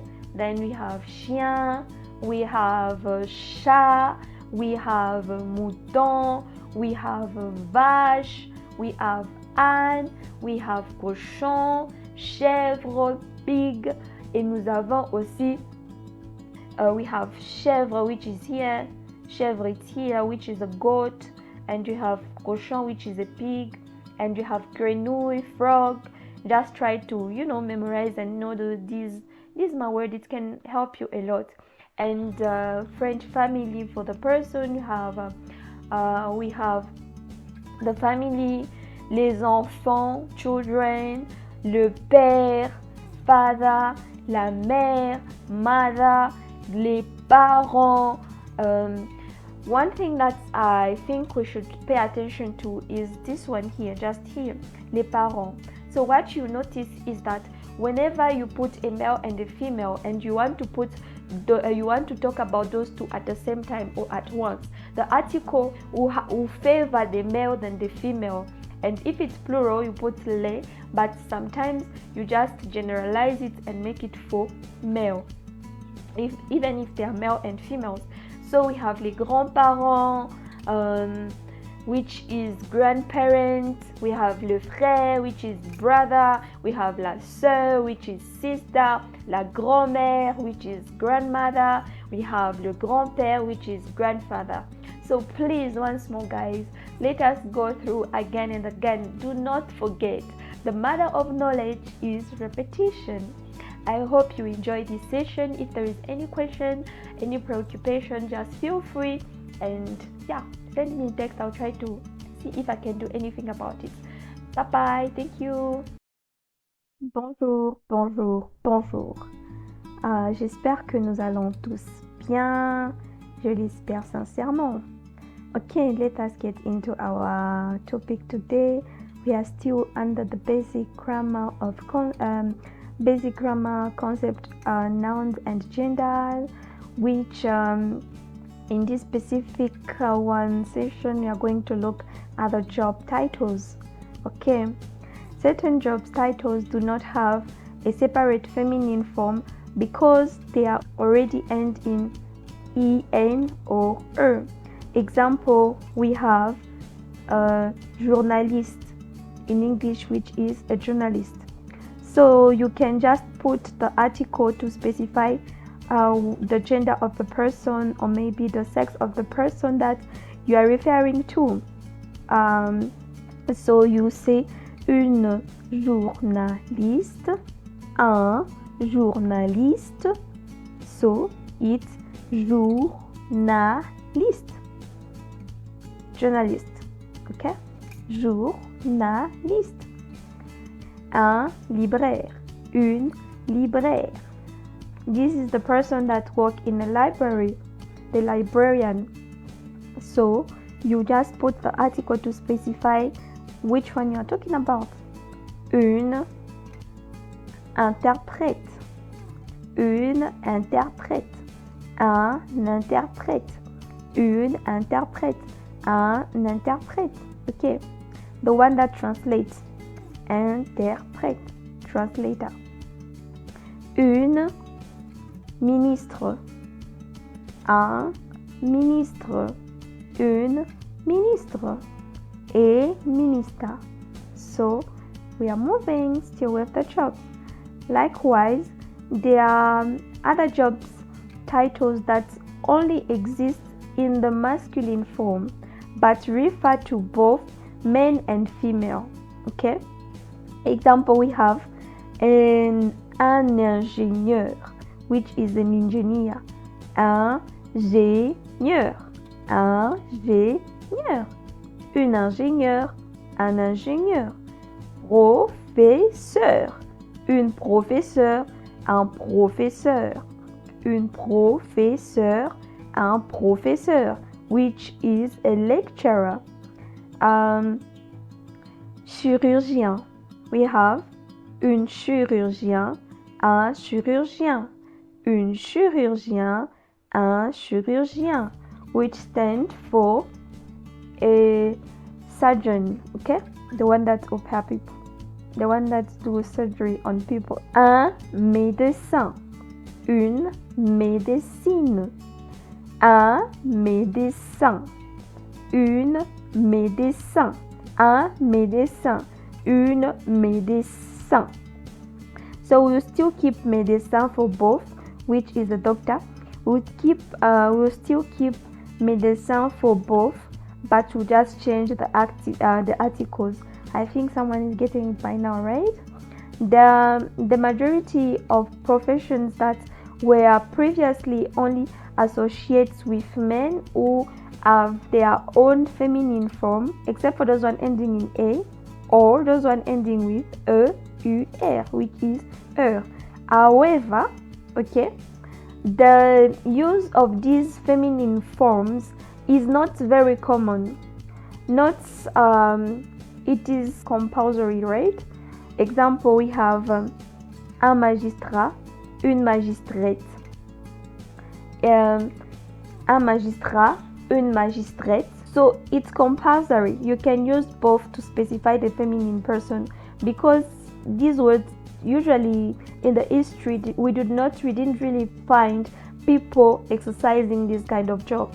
Okay, so we have un magistrat, une magistrat, une magistrate, une magistrat. Un écrivain, une écrivaine, une écrivain. So you can use both to specify the feminine. I hope we are really clear. Un écrivain, une écrivaine, une écrivain, which is a writer. Exceptions are un auteur, une auteure, un auteur, une auteure, un auteur, une auteure. Okay, a certain profession only exists in the masculine form grammatically, but describe both men and female. Okay, men and women. So we have example, un plombier, which is a plumber, un plombier, un mécanicien, un mécanicien. Likewise, there are some professions that only have a feminine form in French grammar. Example, we have finally, guys, we have been just talking about guys. Example, we have une sage-femme, une sage-femme, une hôtesse de l'air, okay? Une hôtesse de l'air, une femme de ménage. So masculine form and usually do not exist because most of the time there are women exercising this job, but now we can have guy also doing the same job. It's just time for it to improve. You know, French is an improving language, like it's a growing language. They usually add up word again and again and again. Some job titles only exist in the masculine because their meaning change when they are used in the feminine form. Okay, for instance, example, we have le médecin, le médecin, la médecine, which is different meaning, which has different meaning. When you say le médecin, you are referring to a doctor, but when you say la médecine, you are referring to medicine, like medication. But when you say le jardinier, okay, and you use jardinière, which change completely the meaning also. Okay, so this is a little something can help you to visualize the job, different kind of job, and their names and stuff like that, and try to relate, you can just try to go through again and again to help you to understand better and just make a difference, in your learning. Thank you. See you next time. Bonjour, bonjour, bonjour. J'espère que nous allons bien. Okay. So today we are going to look at our last part of this particular topic, which is basic grammar concept, nouns and gender. Okay, let's get into it. Names of countries and regions. So all countries ending with E are feminine. Example, we have la France, l'Allemagne, la Chine, la Bretagne, la province. So we have la France, l'Allemagne, la Chine, la Bretagne, la province. All countries ending with different vowels or consonants are masculine. Example, we have le Canada, le Pérou, le Maroc, le Japon, le Portugal. I don't know if you guys are getting now the cycle. I try to repeat as much as possible and try to give as many examples regarding this specific topic because it's very important, guys. I do not want you to ridicule yourself or maybe put yourself in a position where someone slaps you or anything like that because you put the wrong article calling them, or maybe you just didn't express yourself well and they felt offended. Please guys, let us pay attention to this. Okay, so these are the different countries that speak French. As you can see here, we have Belgium here, okay, Belgium here, which is Belgique, okay, this one is Belgique. These guys are the one that colonized Congo. And we have Benin. Then we have Burkina Faso, and then we have Burundi, and we have Cameroon. One thing that you should note, guys, about Cameroon.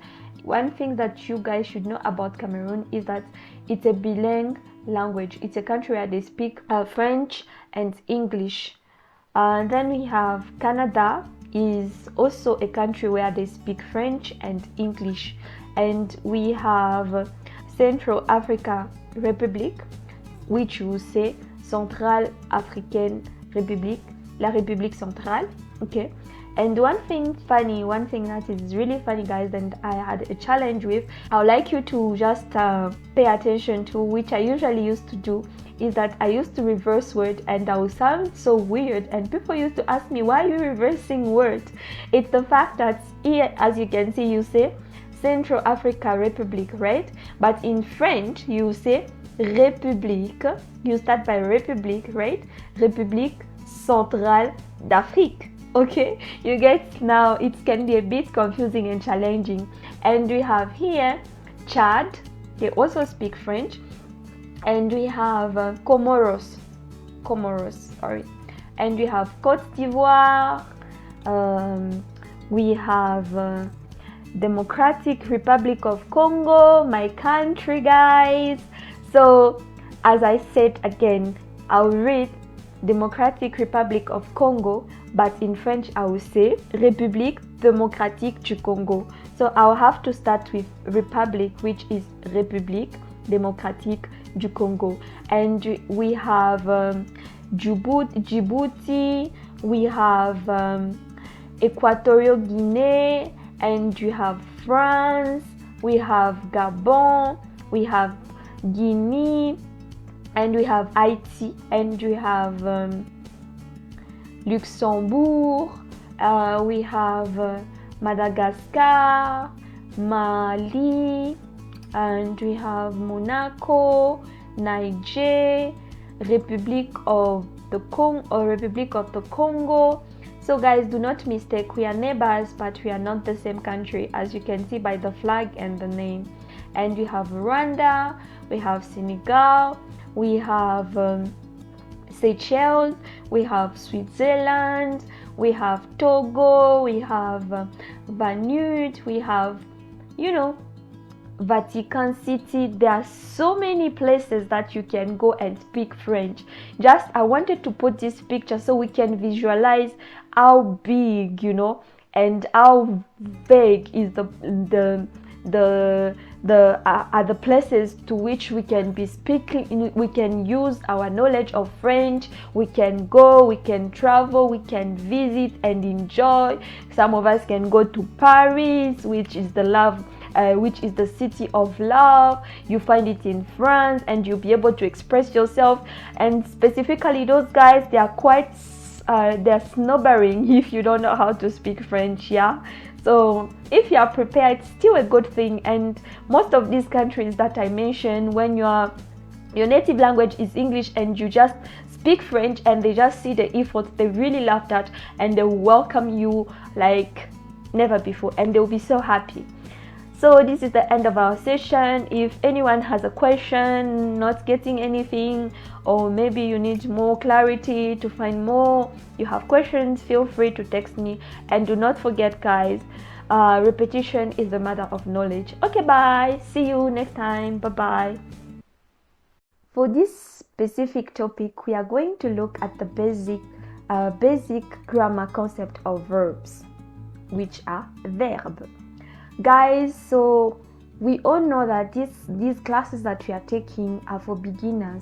So I tried to give you a brief view of this and not make it the way it's supposed to be, very bulky. This is a very, very bulky topic, and it can be very confusing for people which are just trying to learn French, So I'm just giving it like a squeeze, like a glimpse, so you have an understanding, and you have like a knowledge about it, but a real understanding can be there only if you guys maybe try to do more research, or maybe you decide to take the next class that will be coming after this specific one, which won't be for beginners. So we'll go deep into it and help you to understand, because this is what make a lot of people not to speak French correctly, or because of the verbs. They are very wild, and there are many tenses that times that you guys do not have in English, and it's very complicated. I won't lie on this one, because it's still complicated from some French native. So guys, please, I'll take it slow. I'll try to make it as short as possible, so and clear as possible, so it can help us to have an idea. Okay, let us get into it. What is a verb? Le verbe, verbs, are doing word. They express an action performed by a subject of a sentence, a noun or a pronoun. In addition to physical actions, verbs can also describe processes, concepts, states, and thought.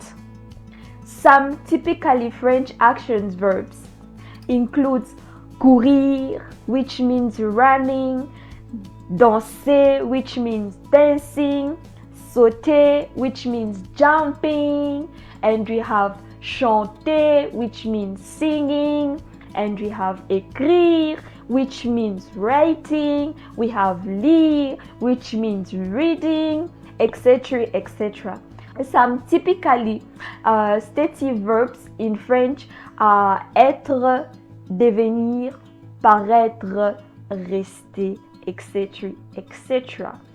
I like these particular stative verbs, because most of the time they are used, I'll try to give you a sentence, guys, and you give me the meaning.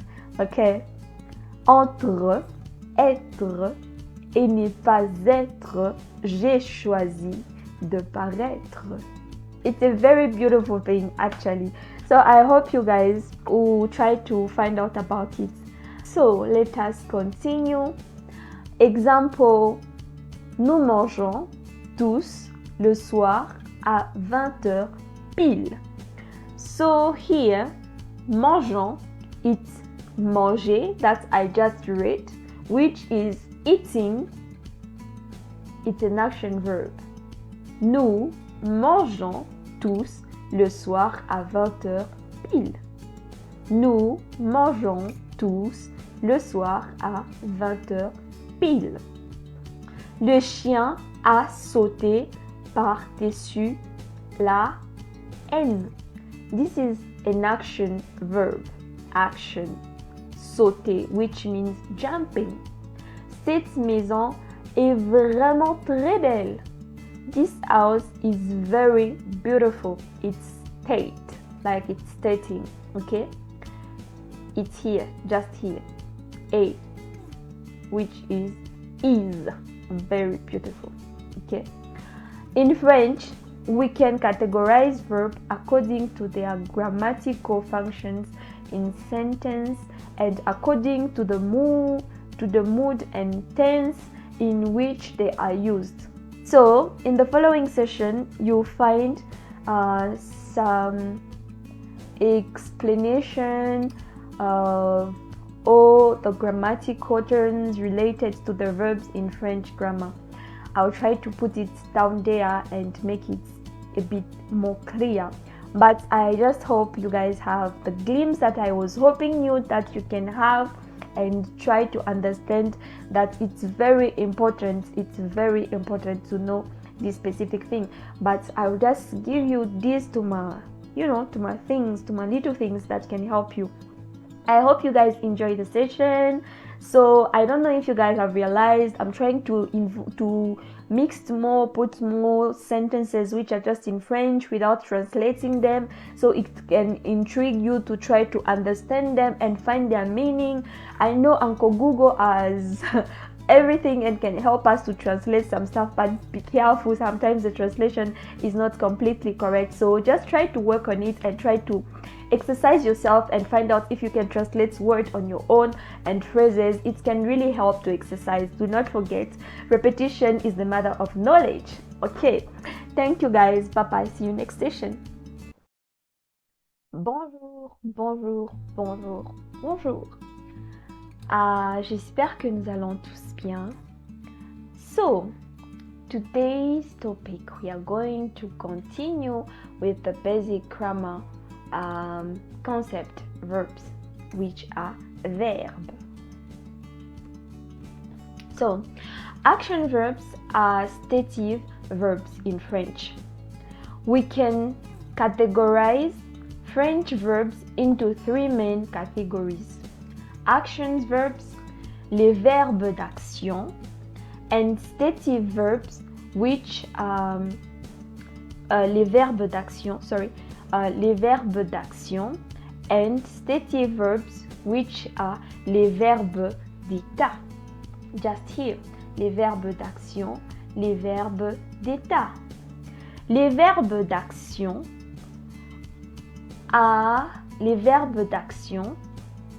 are used to talk about an act or an activity performed by the subject of the sentence. These verbs can express an ongoing action or an one-time event. They can be followed by direct or indirect objects. As there are so many action verbs in the French language, it is impossible to present a complete list. So, some of the most common action verbs in French include faire, bouger, manger, jardiner, nager, manger, écouter, regarder, apprendre, discuter, donner, partager, acheter, chercher, trouver, etc., etc. They are quite a lot, quite a number. So they are quite a number. And I hope you guys will try to find out what are the meanings of these words that I just mentioned. Example, Cyril court plus vite que Thierry.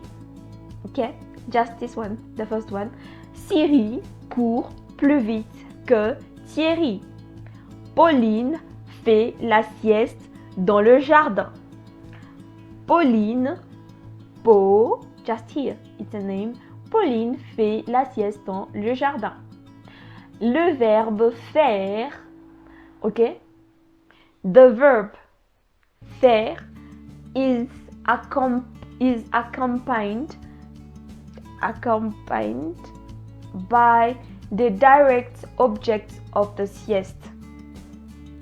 Okay? Le professeur donne un conseil à l'élève.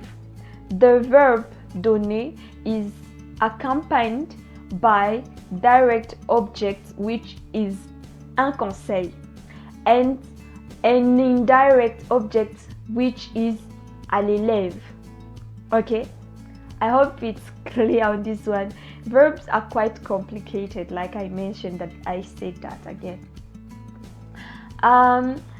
Le verbe d'état, stative verbs, show that the subject has a particular characteristic. They express a state or manner of being, a change of state or the transformation of one thing or a person into something else. They do not express actions, nor do they give information about duration. Okay? They do not take direct or indirect objects, but are often accompanied by attributes, extra information such as nouns or adjectives. The stative verbs in French are être, paraître, sembler, devenir, demeurer, rester, avoir l'air, passer pour. Exemple, which is example in English. Ces touristes semblent perdus. Okay? Ces touristes semblent perdus. That tourist look lost. Je suis mécanicien. Nous sommes restés à la maison toute la journée. I don't know if it's clear. So the first sentence is saying that this tourist is lost. Look lost. So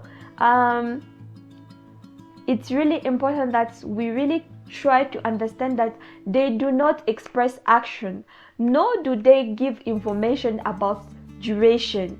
So we do not know for how long that tourist was lost, and they do not take direct or indirect objects, but are often accompanied by attributes or subjects or nouns or adjectives. The person who is lost is a tourist. So here the noun is the tourist, and the being lost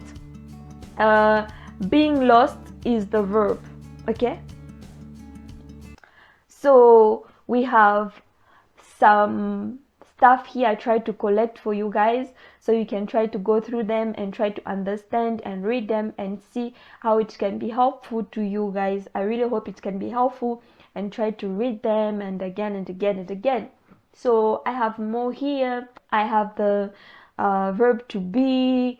I tried to just give you the first like the present tense, which can help you, and we'll try to find out if you guys are up to take more. You can eat more, because I cannot give you a lot of things at once, and I really try to make this specific video less than 10 minutes, so you guys can go through again and again.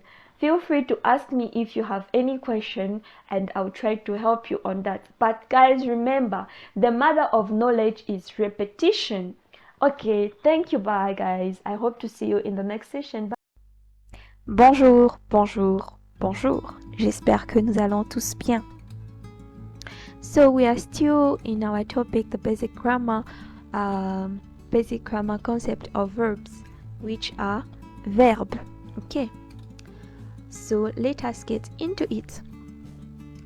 There are 3 verbs groups in French, as we mentioned earlier. We can classify French verbs by their ending to make it easier to learn their conjugations. Group 1, verbs under er, like er. I'm pronouncing it in French. The majority of these verbs have a regular conjugation, with the notability exception of aller. Aller is the verb going, just here. Example, manger, aimer, commencer, créer, penser, oublier. So we have group 2, verbs ending with er, and their present participle is formed with ESSAN. Okay? Example, finir, finissant, réussir, réussissant, choisir, choisissant. I hope I'm making myself clear. Just for the sake of clarity, let me try to repeat myself. So, we can classify French verbs by their ending, okay? To make it easier to learn their conjugations. Group 1, verbs end in er. The majority of these verbs have a regular conjugation, okay? With the notability of exceptions of aller, okay? Example, we have manger, aimer, commencer, créer, penser, oublier. So we have group 2, okay? Group 2, verbs end in er. Their present participle is formed with ESSANT. Example ou exemple, we have finir, which would be finissant, just here.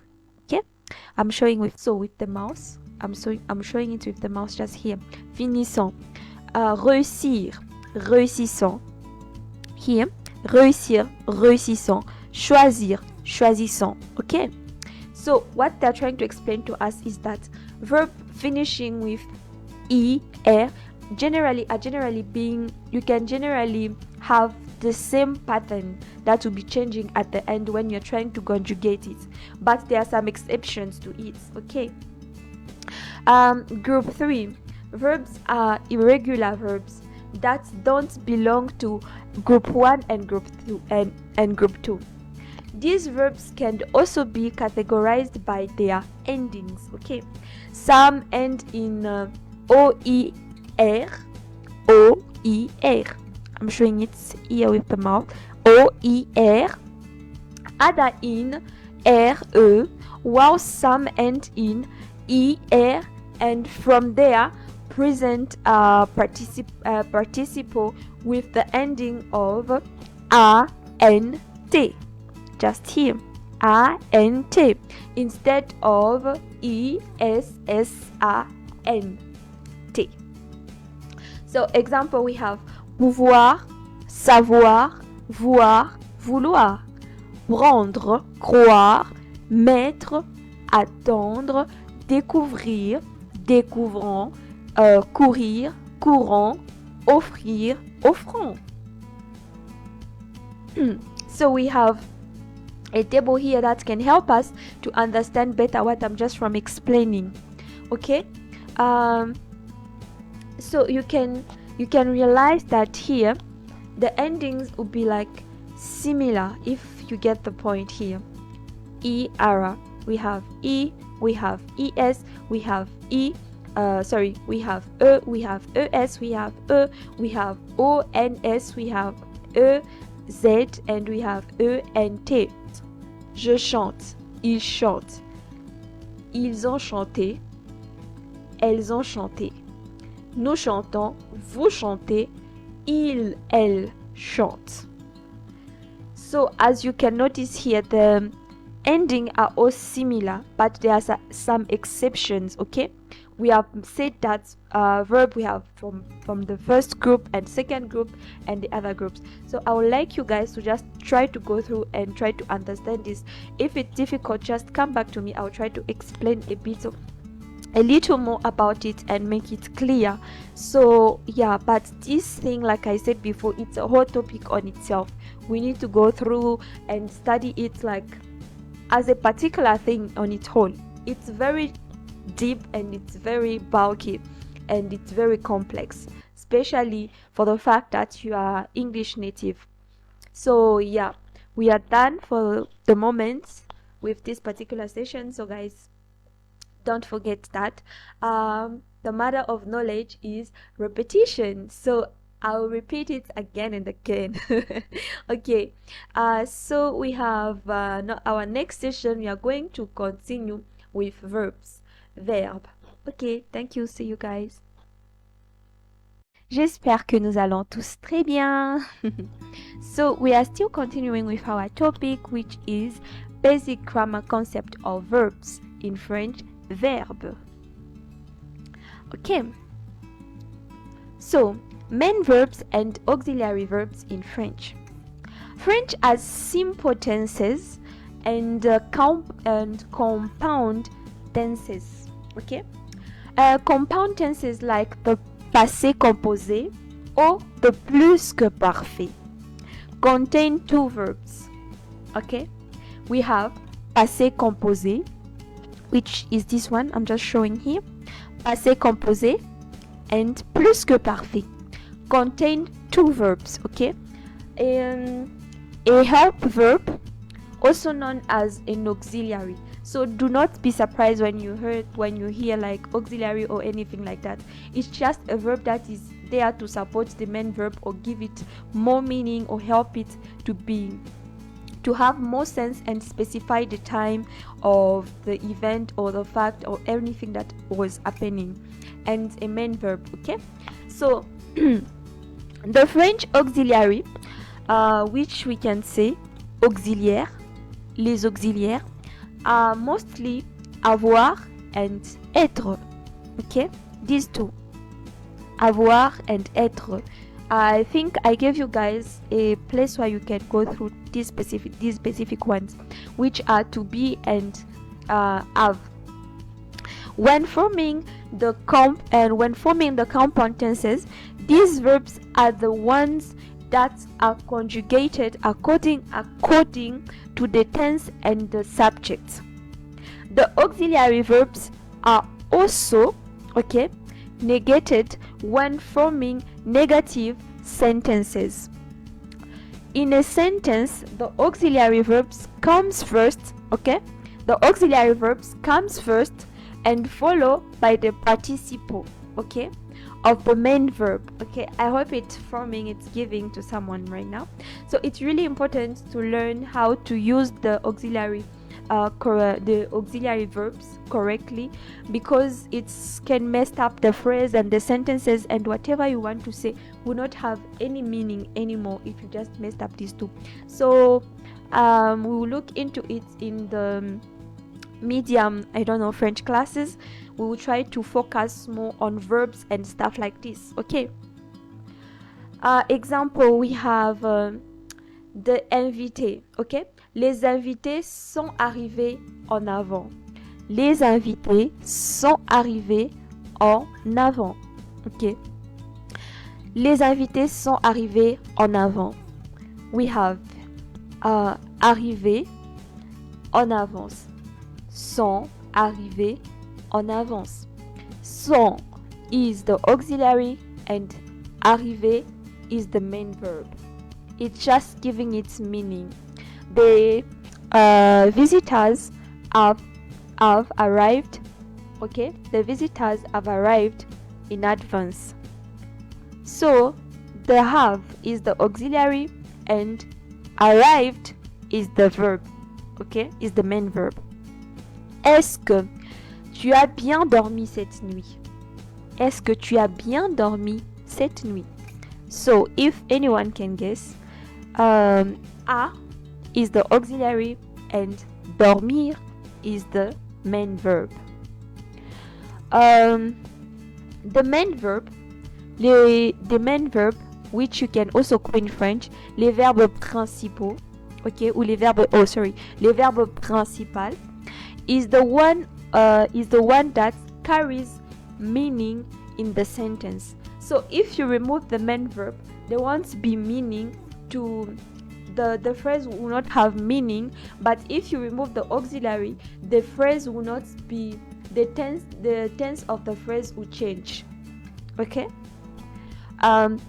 This is in contrast to the auxiliary, which only conveys, okay, grammatical information such as tense and person. The main verb can express a state, action, change, event, etc., etc. It appears alone when conjugated in the simple tense. We have the present tense, the imperfect tense. We have, let me read them in French, sorry. Le présent imparfait, passé simple, futur simple, conditionnel présent, subjonctif présent. So we have so many tenses in French. So sometimes you also wonder, is it even necessary? But yes, that's what makes its beauty. Main verbs like lire, conjugate in present tense.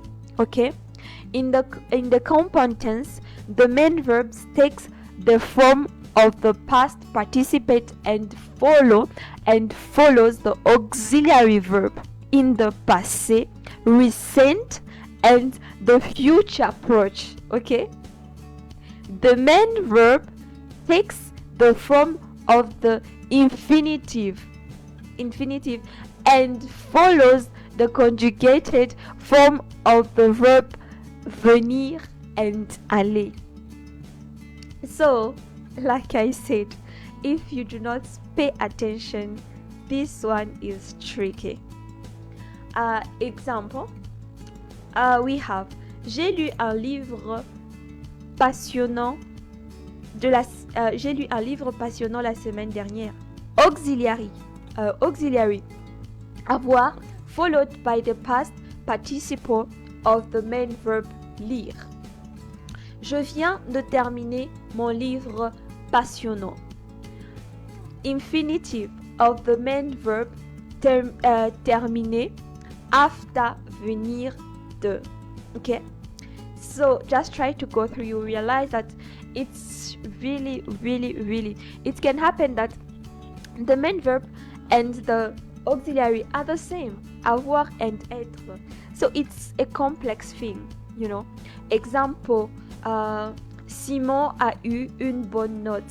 Avoir as in auxiliary followed by avoir as a main verb in the past participle eu.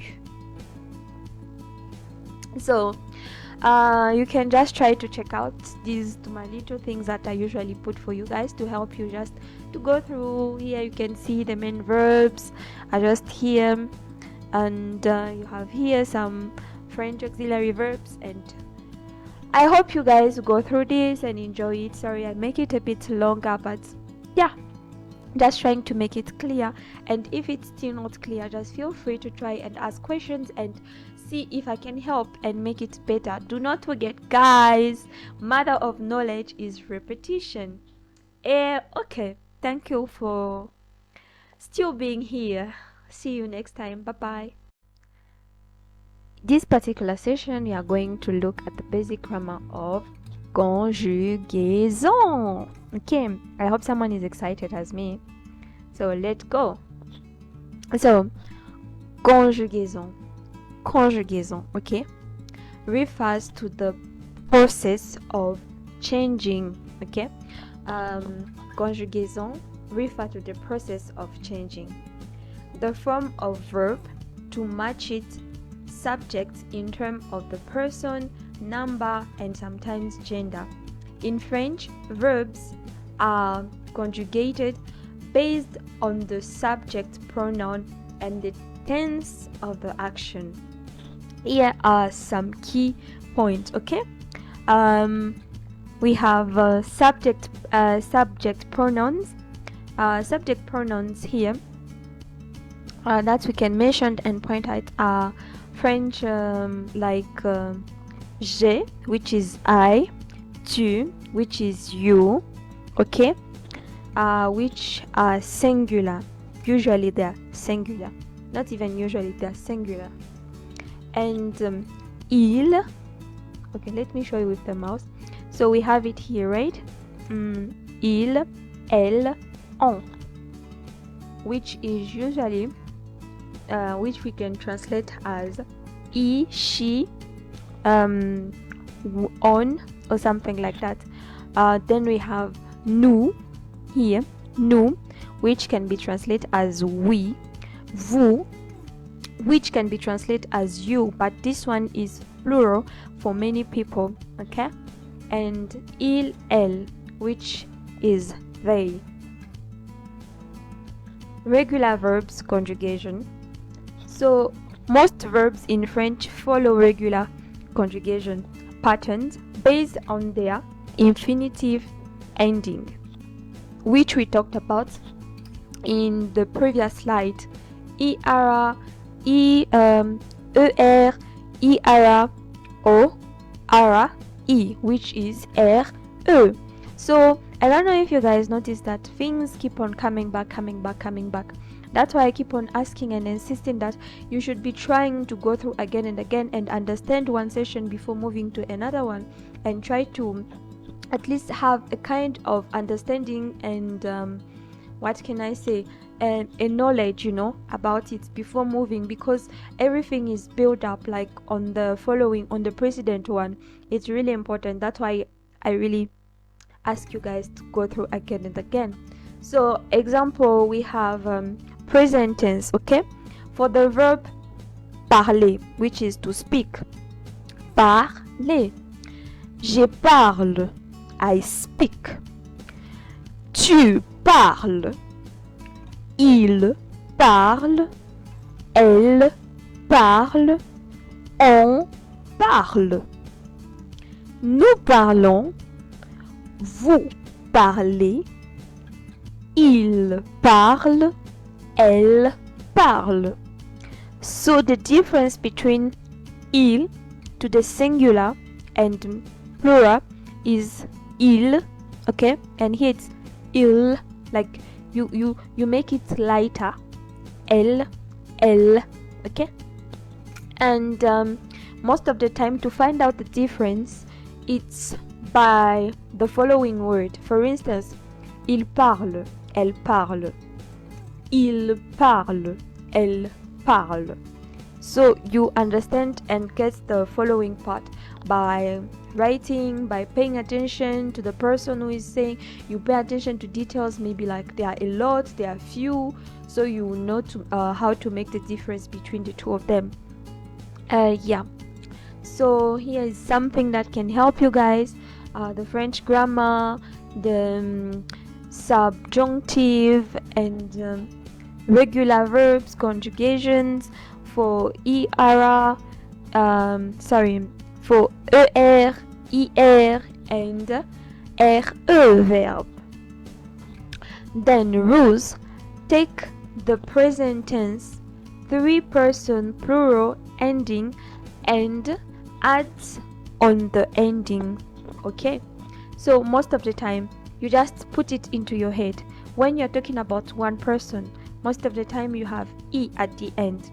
Je, I, it's just him. Je, I, tu, is, il, elle, I, nous, I, o, n, s, vous, I, e, z, I, l, s, I, l, l, s, e, n, d. Okay, so you have it here and some example down. I hope you guys will try to go through, try to write, try to memorize, try to speak. It's really important. And if anything is not clear, you have questions, you want better understanding or anything like that, just feel free to talk to me. And once more, guys, remember, the mother of knowledge is repetition. Let us go through again. Okay, so I hope we are all excited. We are still under the same subjects. Next session, I hope we are moving together, guys. Okay, bye bye, see you. Bonjour, bonjour. J'espère que nous allons tous très bien. So today we are still continuing with our topic, right? We are still under the basic grammar concept, conjugation. Irregular verbs, conjugation. Okay?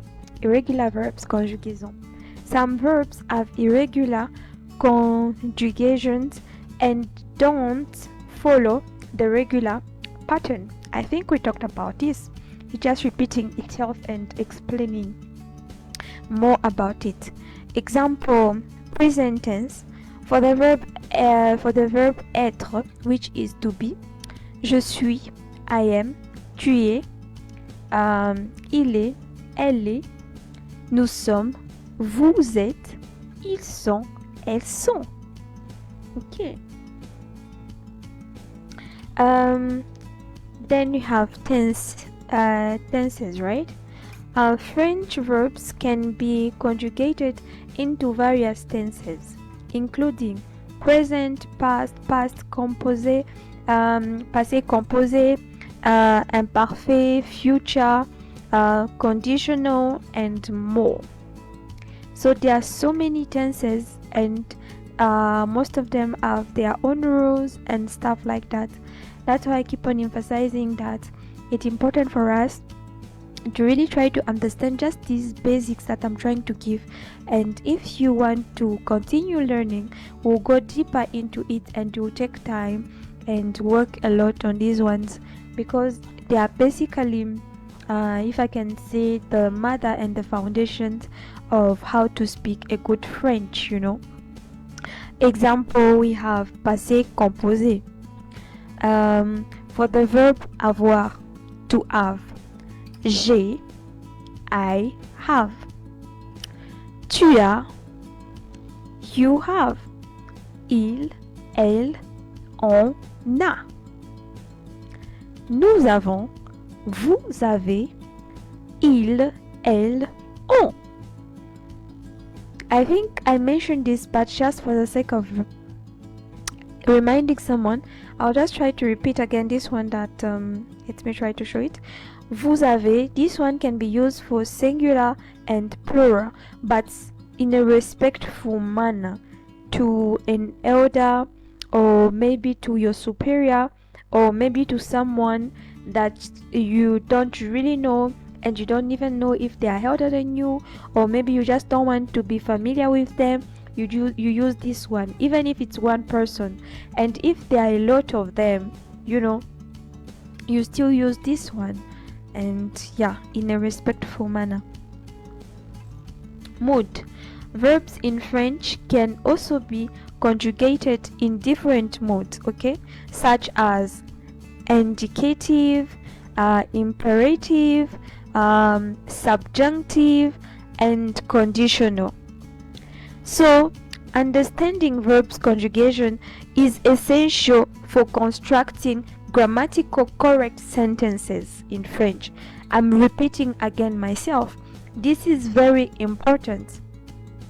It involves not only knowing the conjugation's patterns, but also and recognizing irregularities and applying the appropriate form based on the subjects and the context. So if you just use the wrong verb, or maybe you just misplace the verb, your sentence will not have a meaning. Actually, it will be hard for people to get you and try to understand what you are saying, you know. And I know it won't be nice, and I know nobody want to be in a position where you try to express yourself and you say something and people are like, come again, what did you say? It feels like you are even reducing your confidence. Trust me, I'm saying that because I've been through that. I felt that pain. Okay, guys. So what we can do here is try to simplify things. So we have temps des verbes, which is tense of verbs, okay? Temps de verbe, tense of verb. We have passe, which is passé, okay? And we have présent, which is present, and we have future, okay? And we have futur, which is future. So down here, the words that are related to the past, down here, in here, just down passé, okay? And you have present here, we have future here, and other words down are related to it. So how you can use it and how you can attach them with the verbs and everything attached to it. So here down you can try to, just from what we heard and from what we learned, you can try to go through and try to find some answers to these these words that I put just here for you guys. And we have imparfait, we have indicative, we have present, we have future simple, and future simple actually. So I want you guys to try and go through and understand this one, okay? So guys, once more, feel free to ask for anything that you do not understand, or even if you have a question. And once more, I'll repeat and again and again here, okay? Knowledge, like repetition, is the mother of knowledge. Okay guys, bye bye, see you next session. So today we are going to look into basic grammar concept adjectives. So in French you pronounce adjective. So adjectives and adjective, okay? Adjectives in French are words that modify or describe nouns by providing more information about their characteristic. Adjectives agree in gender and number with the noun they modify. Here are some key points. Agreement with gender and numbers. Adjectives in French must agree in gender, masculine or feminine, and number, singular or plural, okay? With the noun they modify. For example, masculine singular, we have un livre, which is a book. Un livre, okay? Un grand livre. Un grand livre. Un grand livre. The adjective here is grand, which is big. It's giving a description of the book, okay? It's giving us the size of the book. That's the work of an adjective. So for instance here, for a feminine singular, we have une grande table. Une grande table. Une grande table. So the une in front of grande, as we can see the difference, it will be attached with the gender which of the word, which is table in this specific case, which is a feminine word. So we have une for the article, and grande, it has been attached and has changed to describe the word. So we have une grande table, okay? Masculine plural, we have des grands livres. Des grands livres. So here is the adjective. If you can start from here, guys, you can see the way it has been changing and adapting itself to the word that it's defining, okay? To the word that is defining. And you have example here, feminine plural, des grandes tables. Des grandes tables. If you just pay attention to the end here, it can really help you guys. Placement of an adjective. In French, adjectives usually come after the noun they modify, okay? They usually come after the noun they modify. And like in English, where they typically come before the noun. Example, okay?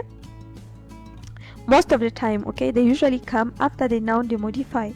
we have example. Here is une voiture rouge, a red car, a red car. I think I mentioned to you guys the problem that I had with mixing, like not mixing but shifting the position of the word.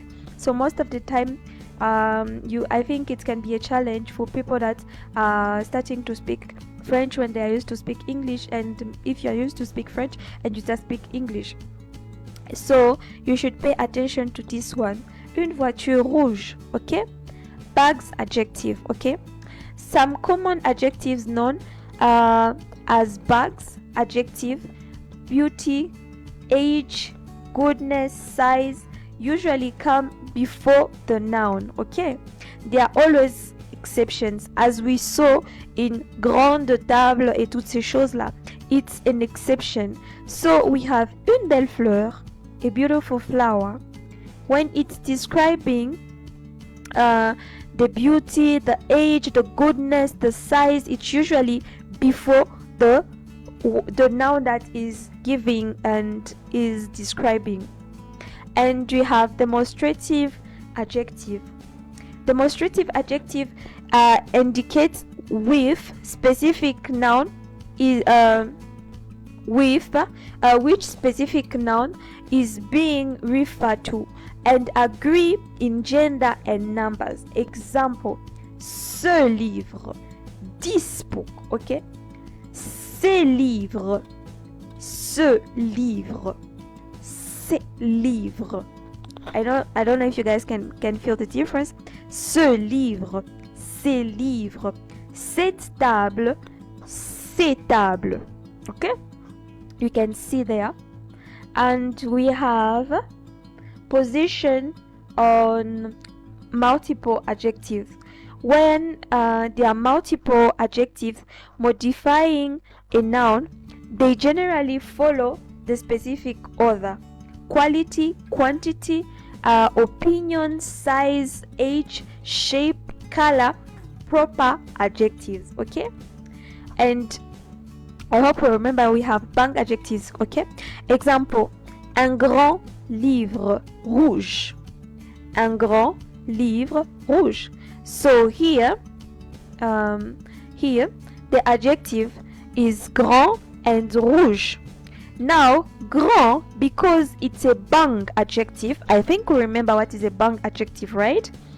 It will be placed before the noun which is the noun which is livre. Okay?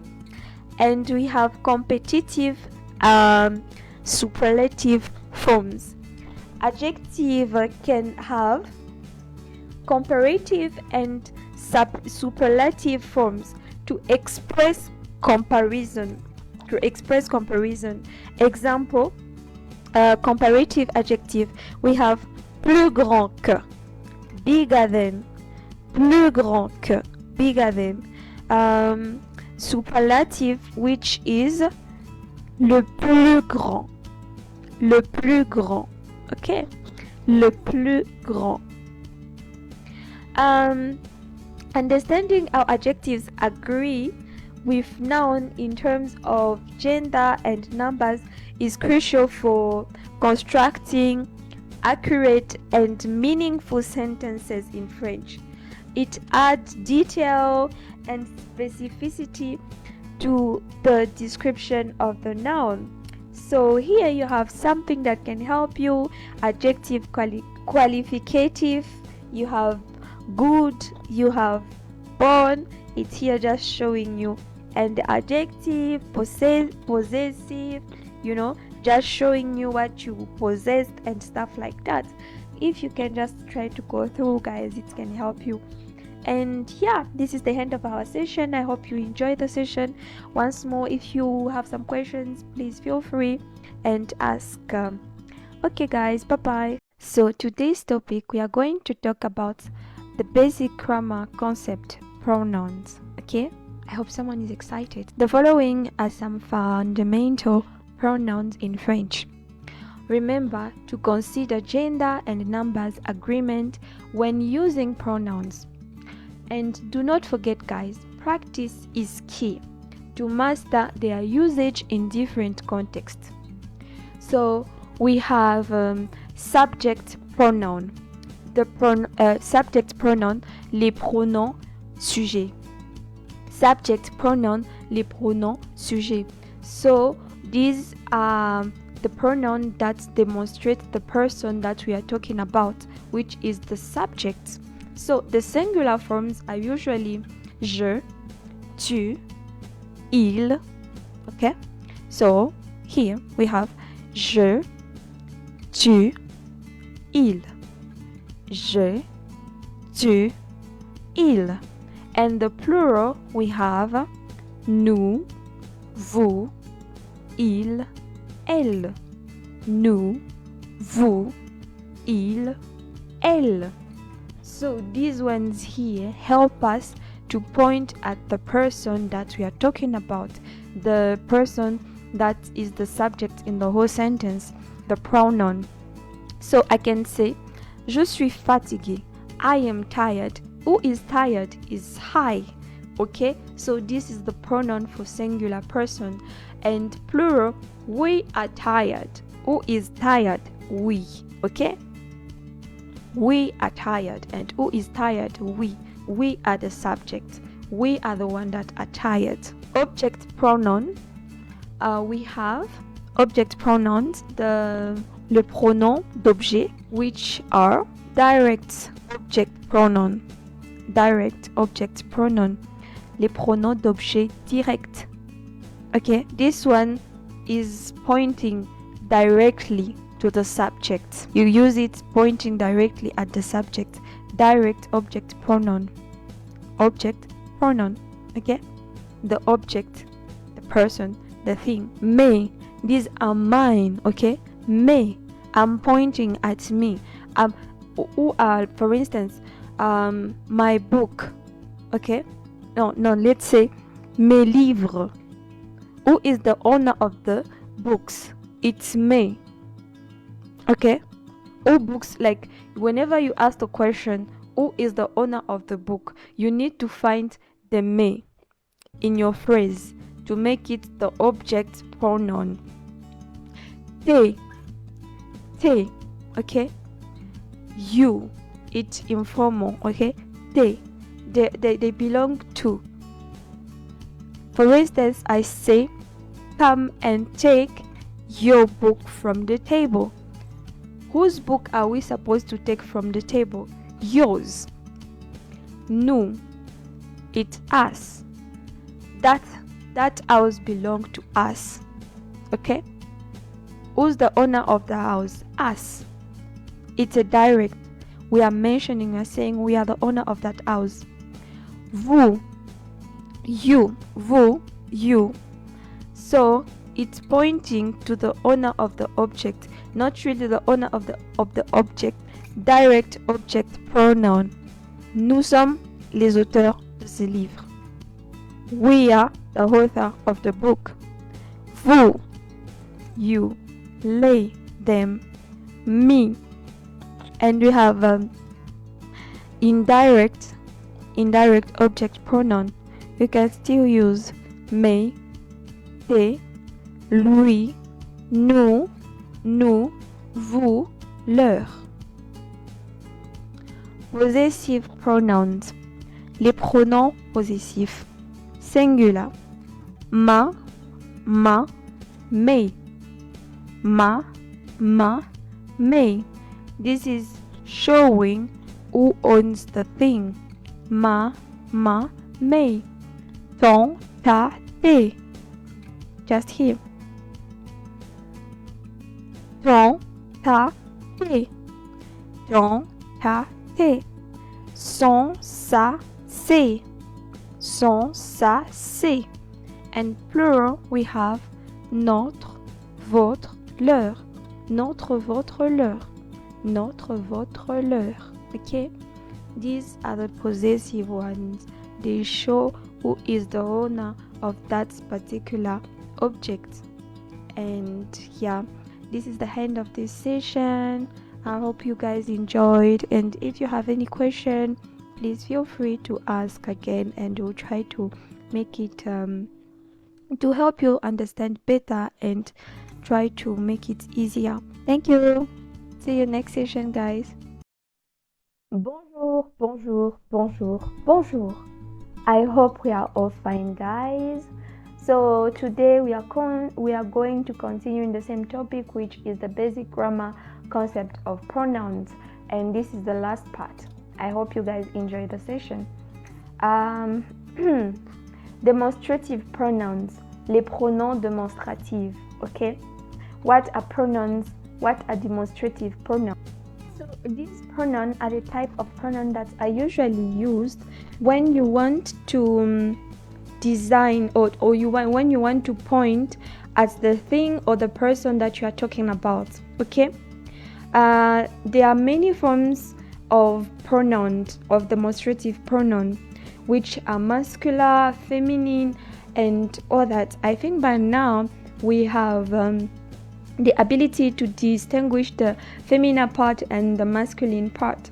So we have celui, which is a masculine one, singular, and we have celle, which is a feminine one, and singular. Then we have ce, which is a masculine one and plural, and we have celle, which is a feminine one, plural. Okay, so we also have pronouns demonstrative which are neutral, like cela, ça, c'est, ceci. Okay, I did not put it out there, so you guys can just try to do some little research to help you when you are into it. It can help you a lot. Okay, and we have the reflexive pronouns. What are reflexive? What are reflexive pronoun? Reflexive pronoun is a pronoun that refers to another noun or pronoun within the same sentence. Okay, for instance, what we can say here in English is that ils se sont bien amusés. Okay, ils se sont bien amusés, et plutôt bien amusés. The say that I'm talking about is the one just here. Ils se sont bien amusés. So if we try to translate the sentence, is that we can translate it as il, which we try to translate that specific sentence in a literal way, it will give us they had a lot of fun. But here we are trying to put in its himself, herself, itself, or oneself. So we'll say that they had fun themselves. So it's quite complicated. That's what I'm trying to make you understand, guys. There are some sentences that they completely change the meaning when you try to translate them in French from English, and you do not have the same kind of positioning and meaning as you translate it straight from English to French. So it's very important that we pay attention to details like that and realize the difference between English and French. Yes, we can put a word here and try to give you the meaning in English, but does not mean that you can just translate it in the same way. So yeah, I hope you guys are getting the point that I'm trying to make here. So reflexive, I explained that reflexive pronouns, which are les pronoms réfléchis, can be me, te, c'est, nous, vous, c'est. So these ones are important because they can be used in a sentence, in the same sentence, to refer to another part of the same sentence which is in the sentence. I hope I'm clear on that one. Yeah. So we have relative pronouns, les pronoms relatifs. What are these? Okay, what are these? So relative pronouns are usually pronouns that repeat the noun, or maybe most of the time it will repeat the subordinate relative in the sentence to mention it and refer to it. Okay, for instance, the book that I said I will give you. Okay, le livre que je veux te donner. the book that, the book which I will give you. Okay, the book which I will give you is a very good book. Which, okay, is referring to the book. So these ones are usually antecedent of a noun or a pronoun. If you need to really pay attention to this. So guys, do not be panic if you do not understand this. I'm just giving like an overview of these things, but we need to go deeper into it in the intermediate French classes. Like we'll go into it, the class will be a bit longer, or maybe you'll be having the same subject for like 5 sessions and stuff like that, because I'm just trying to give an overview of all this, you know. So here some pronouns, subject and stuff like that. And this is the end of our session. I hope you guys enjoyed it, and do not forget, repetition is the mother of knowledge. Guys, feel free to ask any question, preoccupation, anything. I'll be there for you guys. Thank you. Bye bye. See you next session. Cause I'm happy to be here, guys. I hope we are also happy. So today we are going to look at the basic grammar concept of prepositions. So prepositions, or in French, prépositions. Prepositions are words that show the relationship between a noun or pronoun and another word in the sentence. Okay, I hope it's giving here, right? So a preposition, prepositions are words that show the relationship between a noun, okay, and another word in a sentence. They indicate location, direction, time, manner, or the relationship between different elements. Here are some key prepositions in French. So we have basic prepositions, which are a. So the difference with this a, with the just simple a, is that you can see here is the accent. Can anyone remember this accent? We study and learn about it. The accent here. Example, je vais à l'école. I'm going to school. Je vais à l'école. I'm going to school. The accent here, that's what makes the difference and make it a, at. Okay? So, the, okay, of, from, okay. Example, le livre de prière. Le livre de Pierre. Sorry. Le livre de Pierre. Peter's book. I don't know why I did not translate this one. It's Peter's book. Pierre in English, it's Peter. Le livre de Pierre, Peter's book. En, which can be translated as in, to, at. Je suis en France. I'm in France. Je suis en France. I'm in France. Okay. Prepositions of place. We have sur, which is en. Example, we have le livre est sur la table. The book is on the table. Le livre est sur la table. The book is on the table. Sous, which is under. Example, le chat est sous la chaise. Le chat est sous la chaise. The cat is under the chair. Le chat est sous la table. Dans, which is in. Exemple, il y a de l'eau dans le verre. Il y a de l'eau dans le verre. There is water in the glass. There is water in the glass. And we have preposition of time. So you can use it as for a location and also for time. Okay, example, je vais au cinéma à 20h. Je vais au cinéma à 20h. I'm going to the cinema at 8 p.m. Depuis, which means since. Example, we have il travaille ici depuis un an. Il travaille ici depuis un an. Okay, this one also can be used for location. He has been working here for a year. He has been working here for a year. He has been working here since like a year now.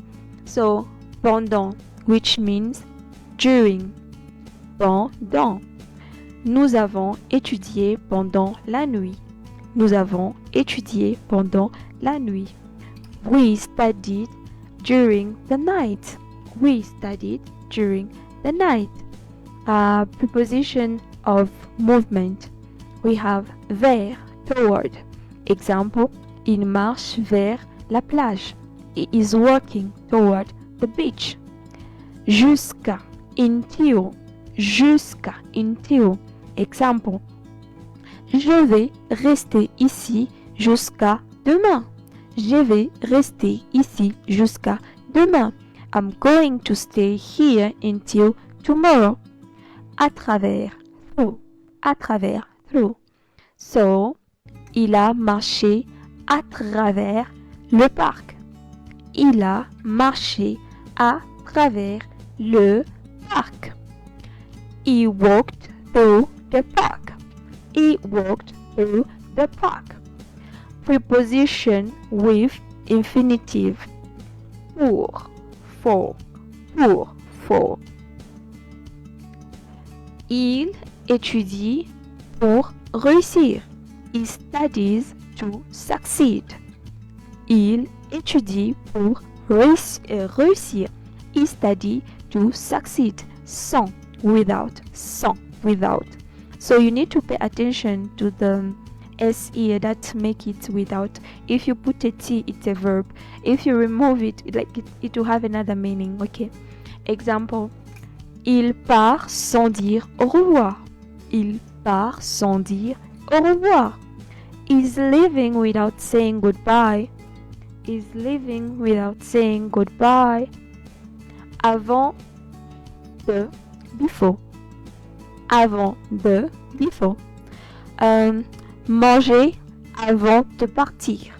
Manger avant de partir. Eat before going. Eat before going. Okay, so understanding preposition is crucial for correctly expressing relationship between elements in a sentence. The choice of preposition depends on the context and the specific relationship being conveyed. So guys, I hope you enjoyed this session, and I really hope that we'll try to go through again. Like I said again, I'm just giving you an overview of a lot of stuff so you have at least a kind of knowledge. But if you really want to understand these topics, we need to go deeper into them. So if you have any question, anything, just feel free to contact me. And do not forget, repetition is the mother of knowledge. See you next time. Bye bye. Bonjour, bonjour, bonjour. J'espère que nous allons tous très bien. Today's topic, we are going to talk about the basic grammar concept. Negation, okay? Negation in French. So, negation or negation. Negation is the expression of the negative form of a statement or a verb in a sentence. In French, negation is often achieved by using specific words and structures. Here are some key elements of negation. So we have negation word, which are just tip, n'est pas, n'est pas. The most common way to negation A statement is by using n'est pas around the verb, okay? Pas means, okay? Pas means and not. Example, je ne parle pas français. I don't speak French. Je ne parle pas français. So you put ne here and pas there. The verb is in the between, which is parler, to speak. Je ne parle pas français. Je ne parle pas français. Other negative words are n'est jamais, which is never. Example, il ne mange jamais de viande. He never eat meat. And I doubt some of us. It's too nice. Yeah, I don't think we have vegans here, right? Il ne mange jamais de viande. He never eats meat. Ne plus. No longer. Not anymore. No longer. Not anymore. Example. Elle ne travaille plus ici. She doesn't work here anymore. Elle ne travaille plus ici. Ne rien. Ne rien. Nothing. Ok? Il n'a rien dit. Il n'a rien dit. So the ne here, you know, it varies with the verb. As you can see, you see it's a ne here, then here it will be na. Why? The verb in here is just a here, the verb to be. So it will be attached and get accommodated. You need to accommodate the verb. So it will be just the n and an apostrophe here. So it will be il n'a pas, il n'a rien dit. He said nothing. Il n'a rien dit. He said nothing. Negative with compound tenses, okay? In compound tenses like passé composé, ne and pas surround the auxiliary verb. We talked about it, okay? So, il n'a pas mangé. He did not eat. Is a verb to be, okay? Or to have. Having, it's the verb having. Manger is the verb to eat. So, we will say il n'a pas mangé. Il n'a pas mangé. The auxiliary verb in this sentence is having.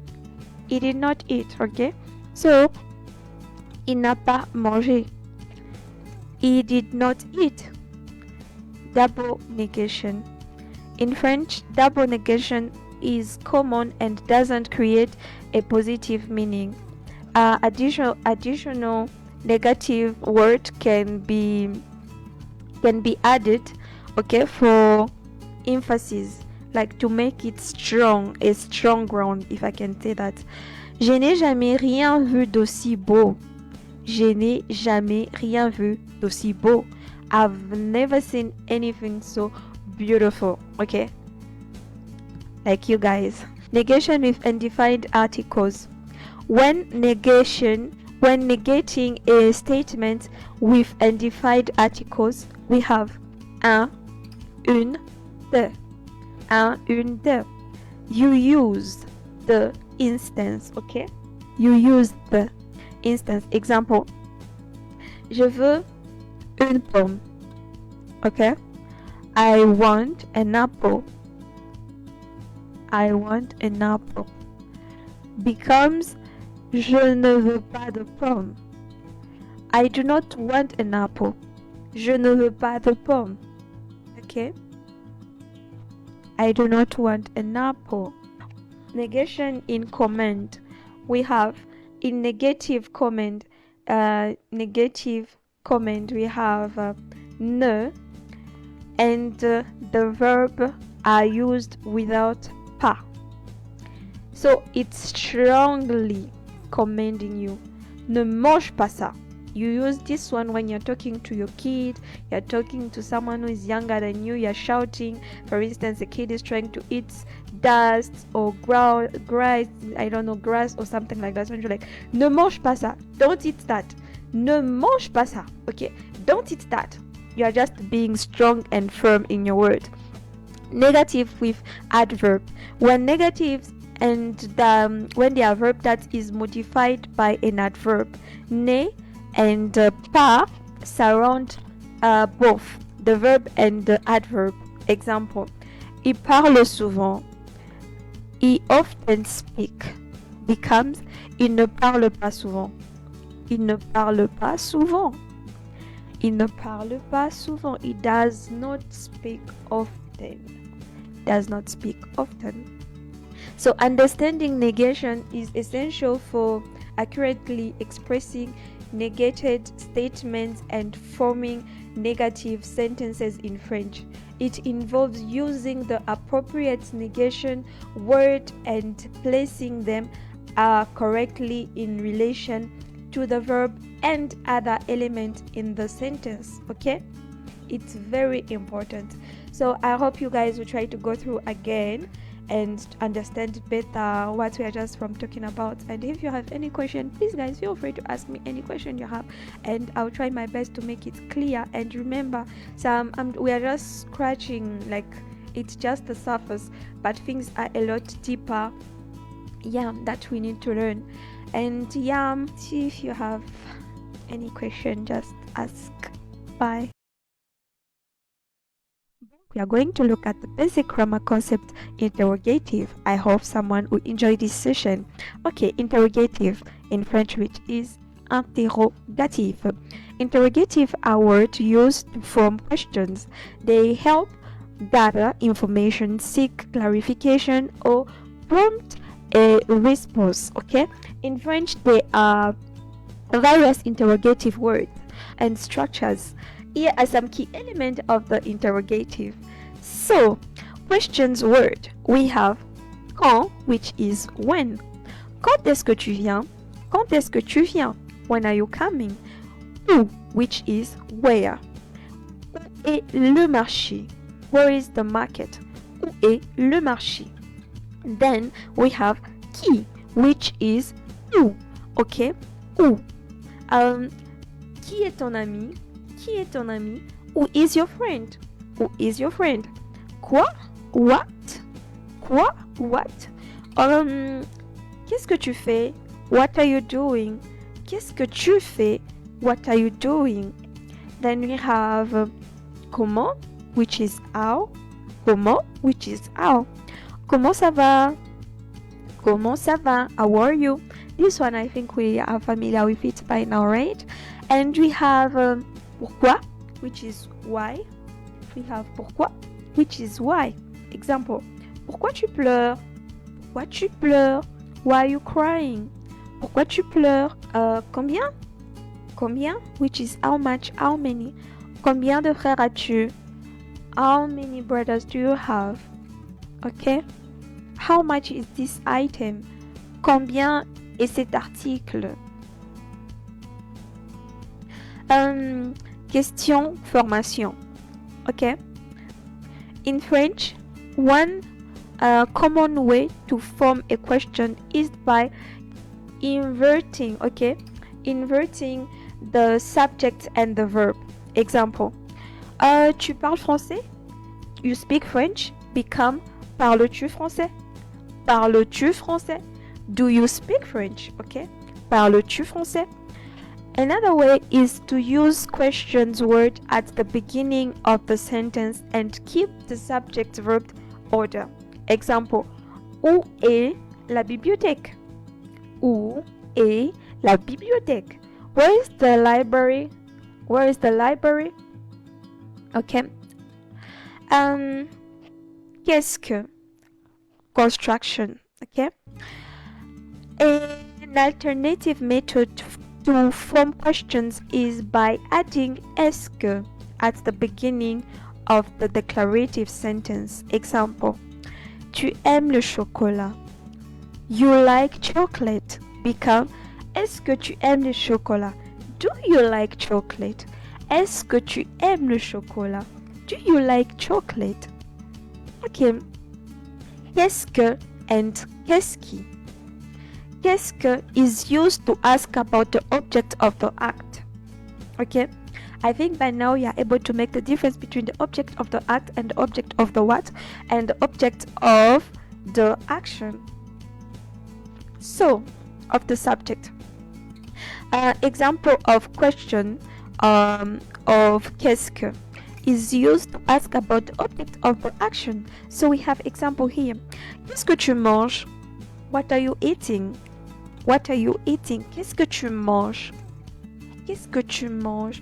The object of the action is what the person is eating. Qu'est-ce que tu manges? Qu'est-ce qui is used to ask about the subject of the action. Example. Qu'est-ce qui se passe? What happening? What happening? Okay. So tag question. Tag questions involve adding a short question and the end at the end of the sentence. Example, tu viens avec moi, n'est-ce pas? You are coming with me, aren't you? Tu viens avec moi, n'est-ce pas? So, understanding interrogative is crucial for forming questions and seeking information in French, okay?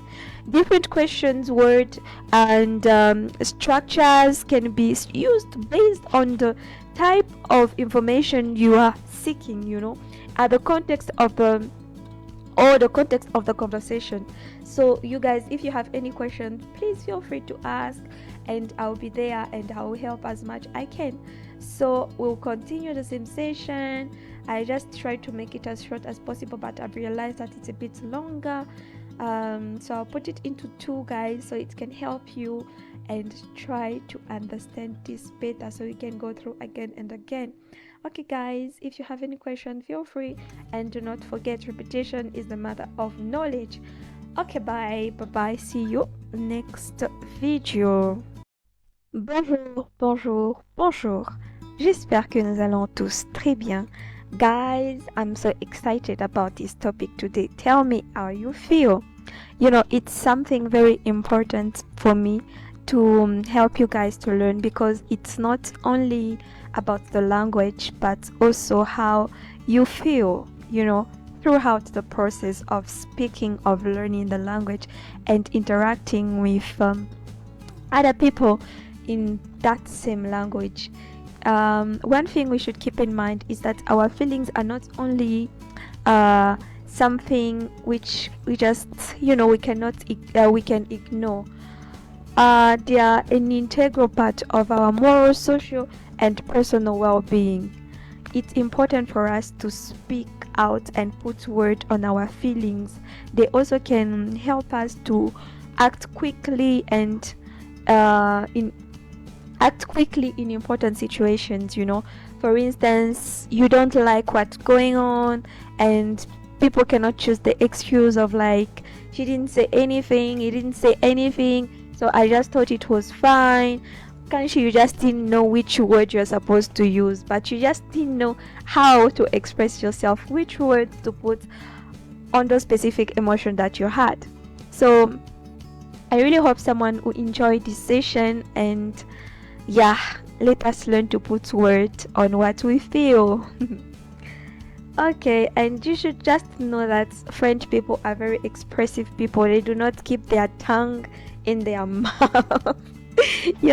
And they usually put the the point on the E, as they say in French. So guys, be just ready to always express how you feel so you can be heard. So, how I feel? I'm happy. Je suis heureux. Je suis heureuse. Okay? Je suis heureux. Je suis heureuse. Je suis heureux, it's for male. Je suis heureuse, it's for female. I'm sad. Je suis triste. I'm sad. Je suis triste. I'm excited. Je suis excitée pour un male. Je suis excitée pour une female, like for a female. As we can see here, if we pay attention, most of the differences you find them into the accent and the E when you want to make the difference between the female word and the masculine one. relaxed. Je suis détendu. For a male, without E at the end. For female, without with a E at the end. I'm stressed. Je suis stressé. You know, when things are really overwhelmed and they give you a lot of job and a lot of work and it's just like, you know what guys, please stop. Je suis stressé. Like, je suis stressé. Okay? I'm stressed out right now. Please, not now. I'm confident. Je suis confiant. It's for male. Je suis confiante. It's for female. Je suis confiant. Je suis confiante. Je suis confiante that je veux réussir. Je suis confiante que je veux réussir. I'm confident that I will succeed.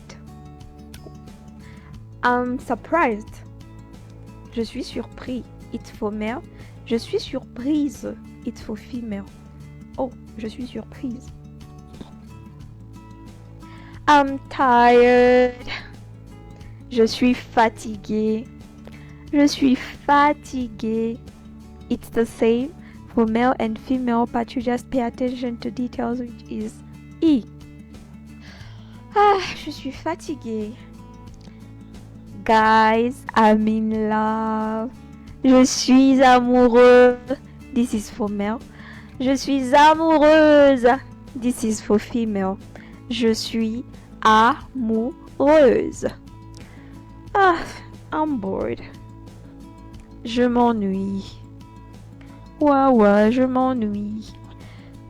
I'm bored. So, I try to put up things together, guys. There are more than these.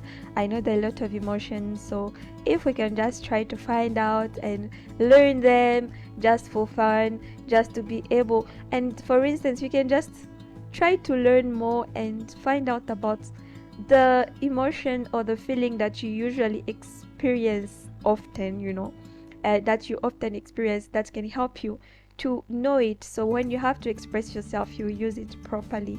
And remember guys, repetition is the mother of knowledge. And if you have any question, any preoccupation, feel free to talk to me. And for this specific topic, even if you are going through something, just feel free to talk to me.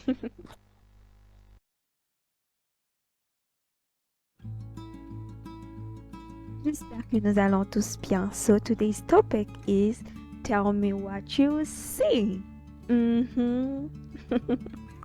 Okay. So, it's important when speaking a language to know how to express yourself. I talked about it and I'll keep repeating that. Each step is really important. It's like building a house. Each stone, each brick, each block has its own importance. So, today we are going to see how to tell people what you are seeing. Je vois mean I see. Je vois. I see. Je vois un oiseau dans le ciel. Je vois un oiseau dans le ciel.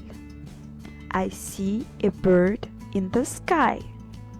Je vois un oiseau dans le ciel.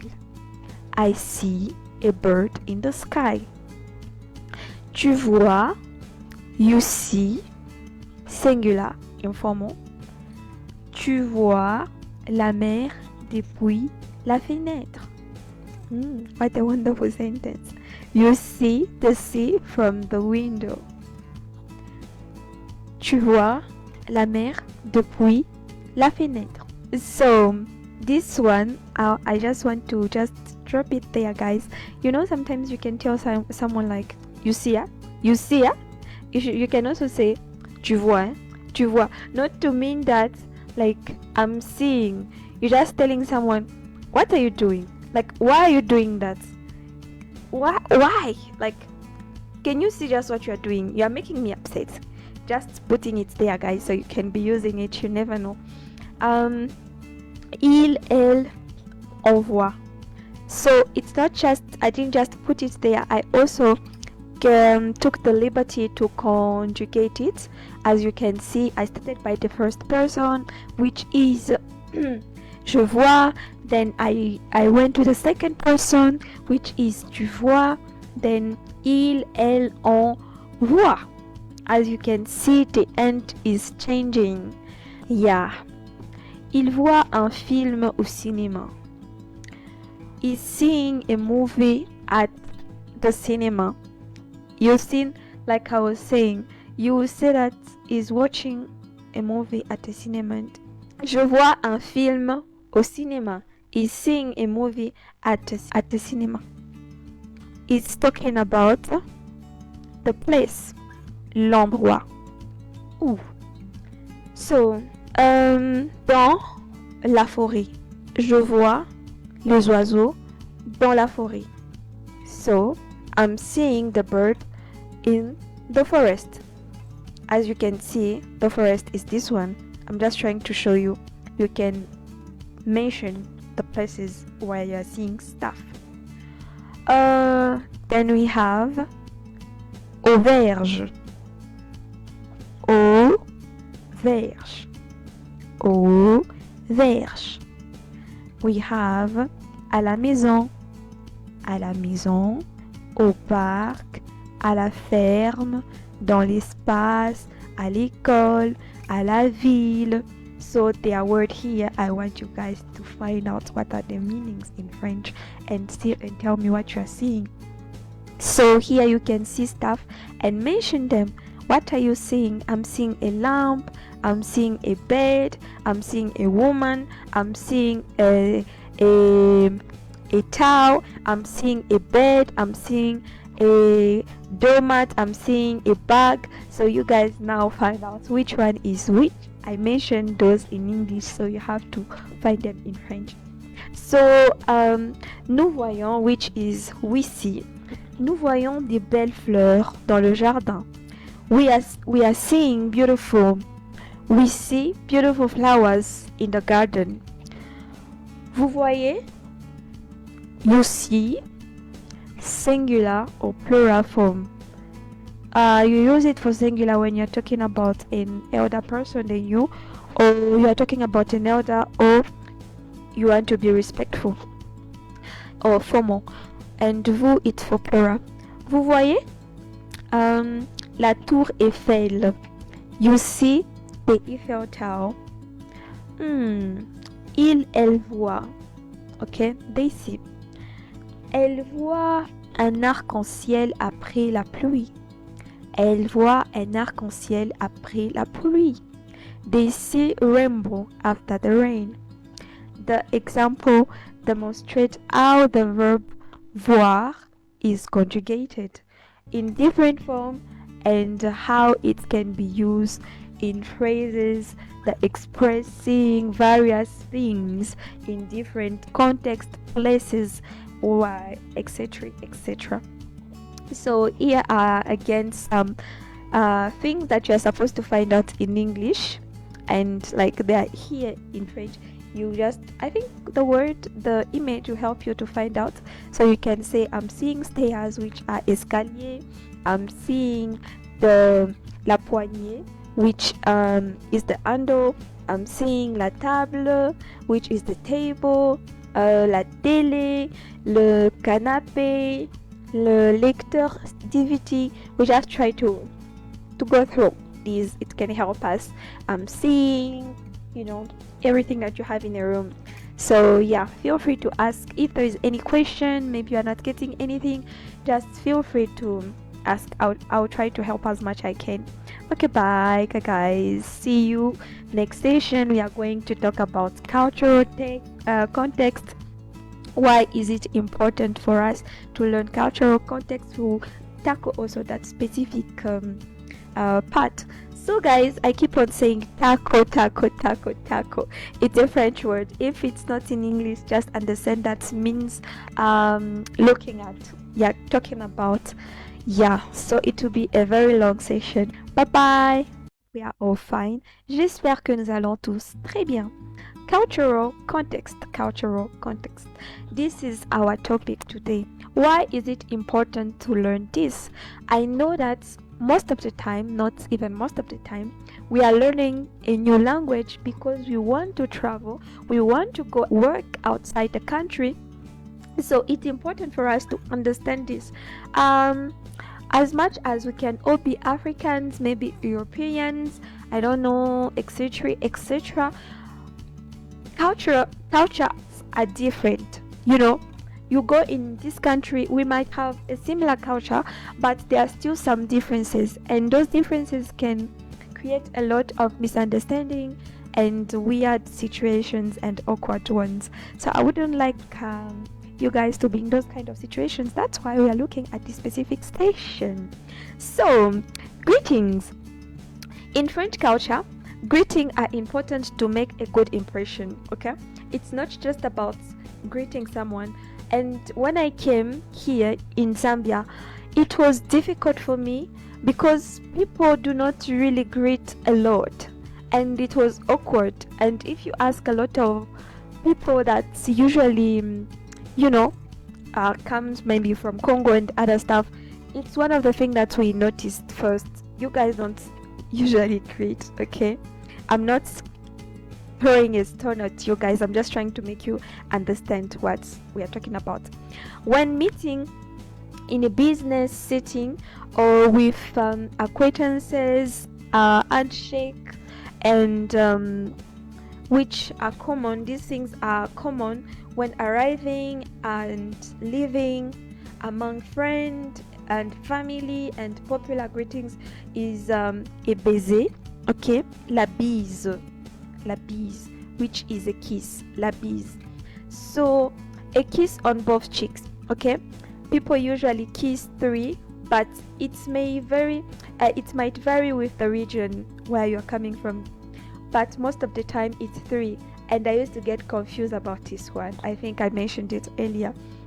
So to remove sunglasses and art when doing la bise, show respect by using titles like madame, monsieur. In verbal greetings, the title madame is used to any woman regardless of marital status, okay? In formal context or with elder, use last name and title until invited to use first name, okay? Academic titles should also be acknowledged in a formal setting before any conversation or request. People are like, I studied, bro, so give me the respect. Communication. In French culture, the way people talk depends on their social status, education, age, and where they are from.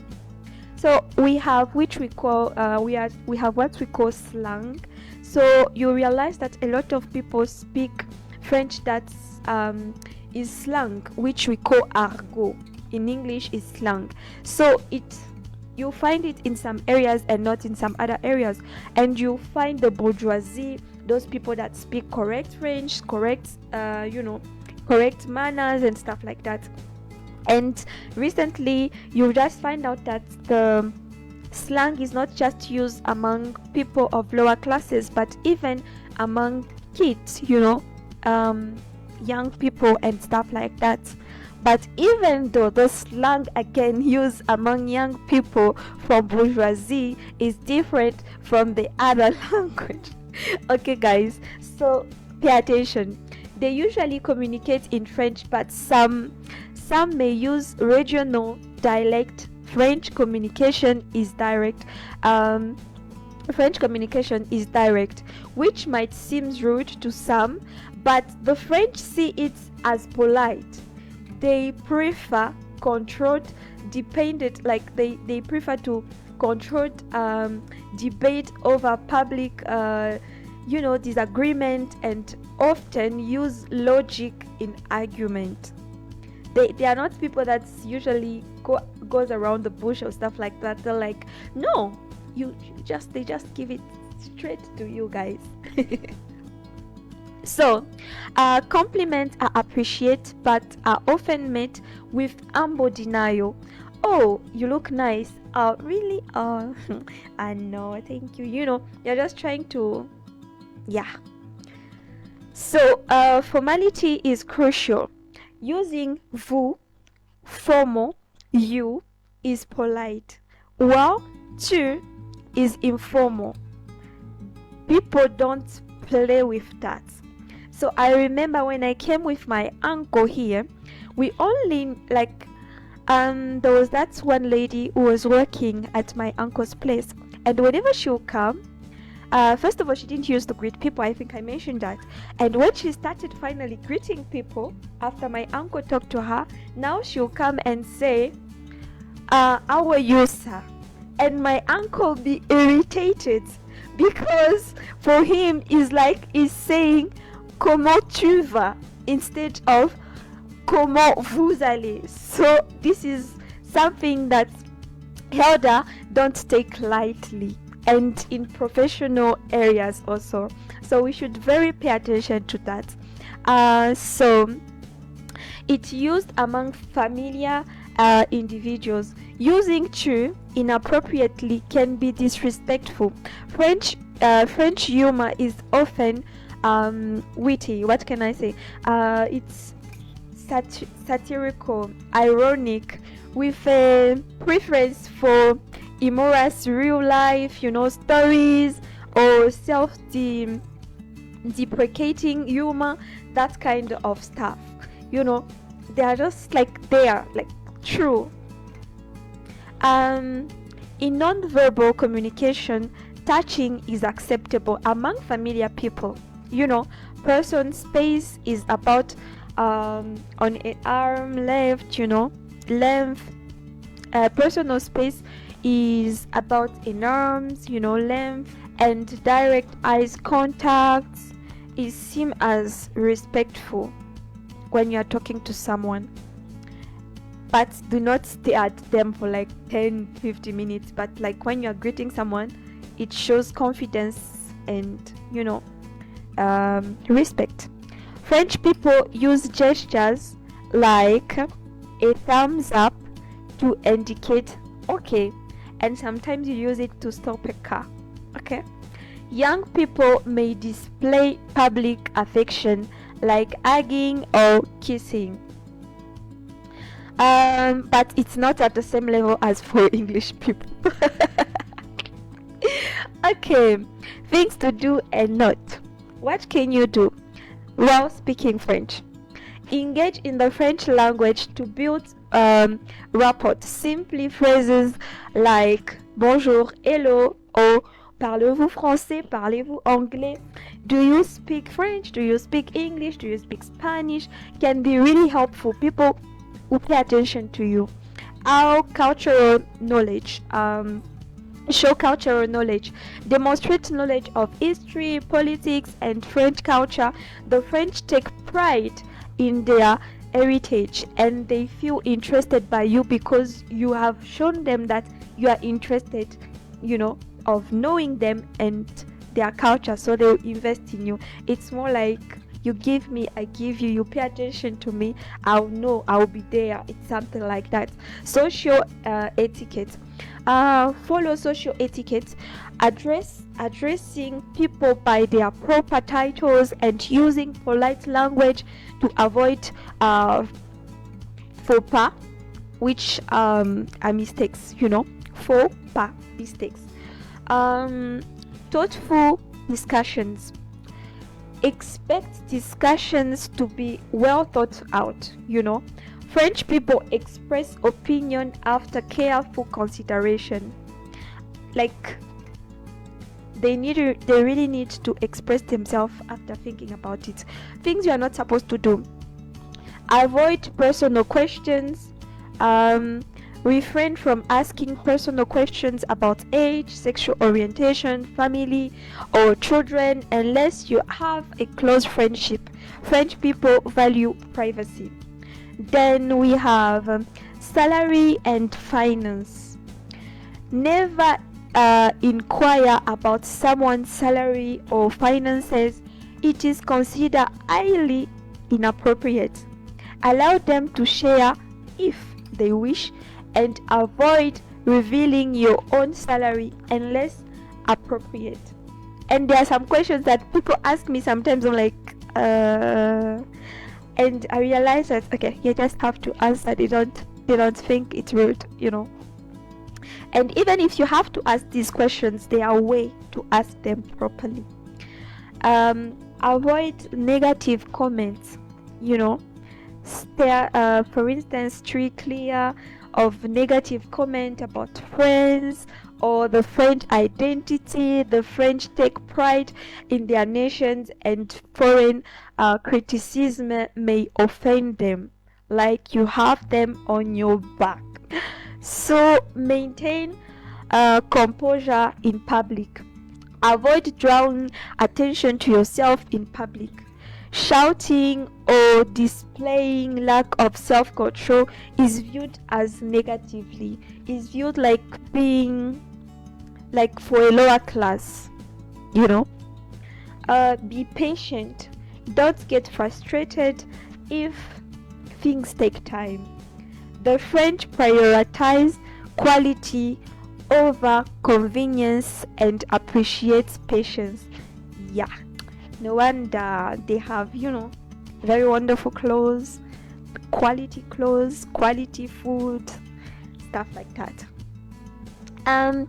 Other considerations we can take is that smoking cigarette is a common habit in France, particularly among older people generation. However, this is slowly changing.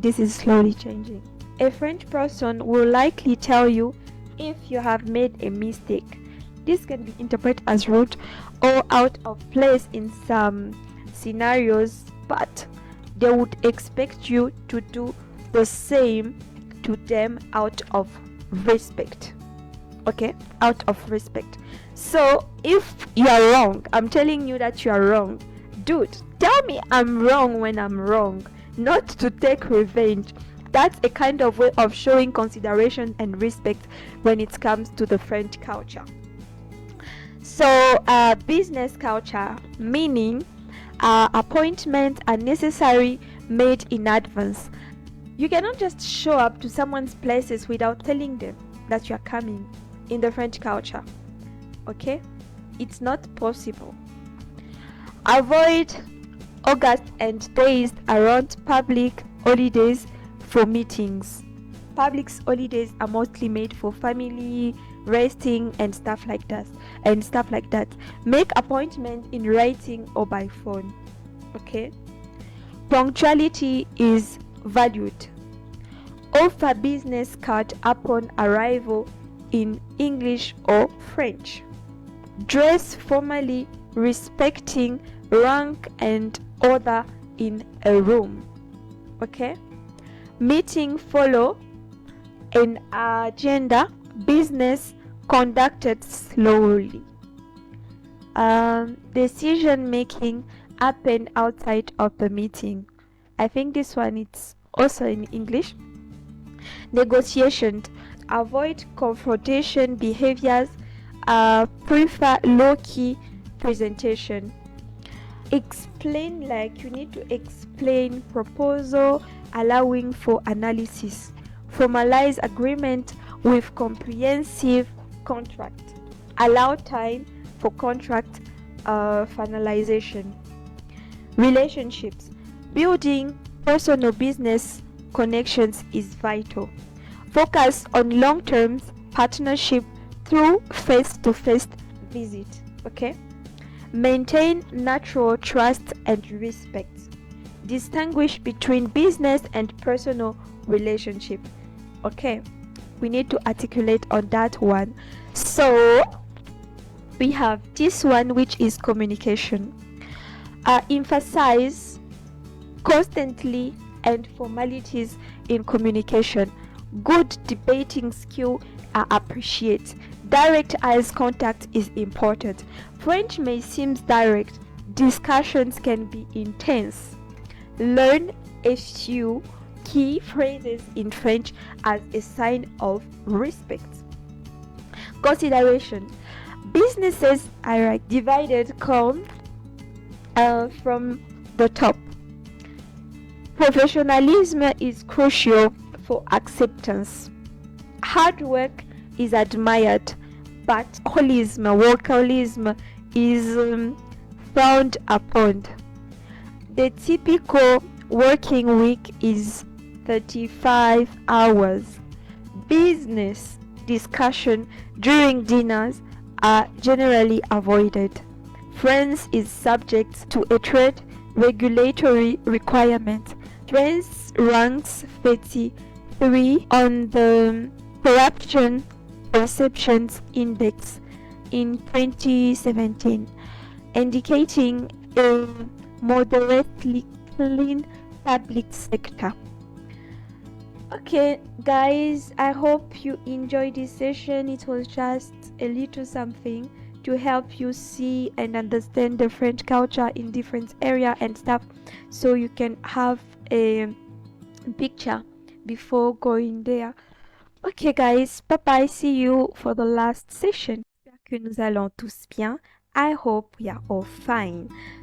So this is our last session, but it's going to be a bit different. What I want from you guys, it's a letter. I want you to write a letter in French. You can write it maybe to your lover, to your mother, to your siblings, or maybe to your employee, anything. Just try to write it. Then after receiving your letters guys, I will try to go through this specific lesson which will show us how to write a letter, the formalities, and we'll go through together your letters, and we'll have some fun, and I'll help you to understand better. You should know that there is no stupid letters, there is no stupid mistakes. Everything is valid, and I'll be so happy and I'm so excited to receive all of them. Okay guys, I hope you enjoy writing your letters. I can't wait to see them. Bye bye.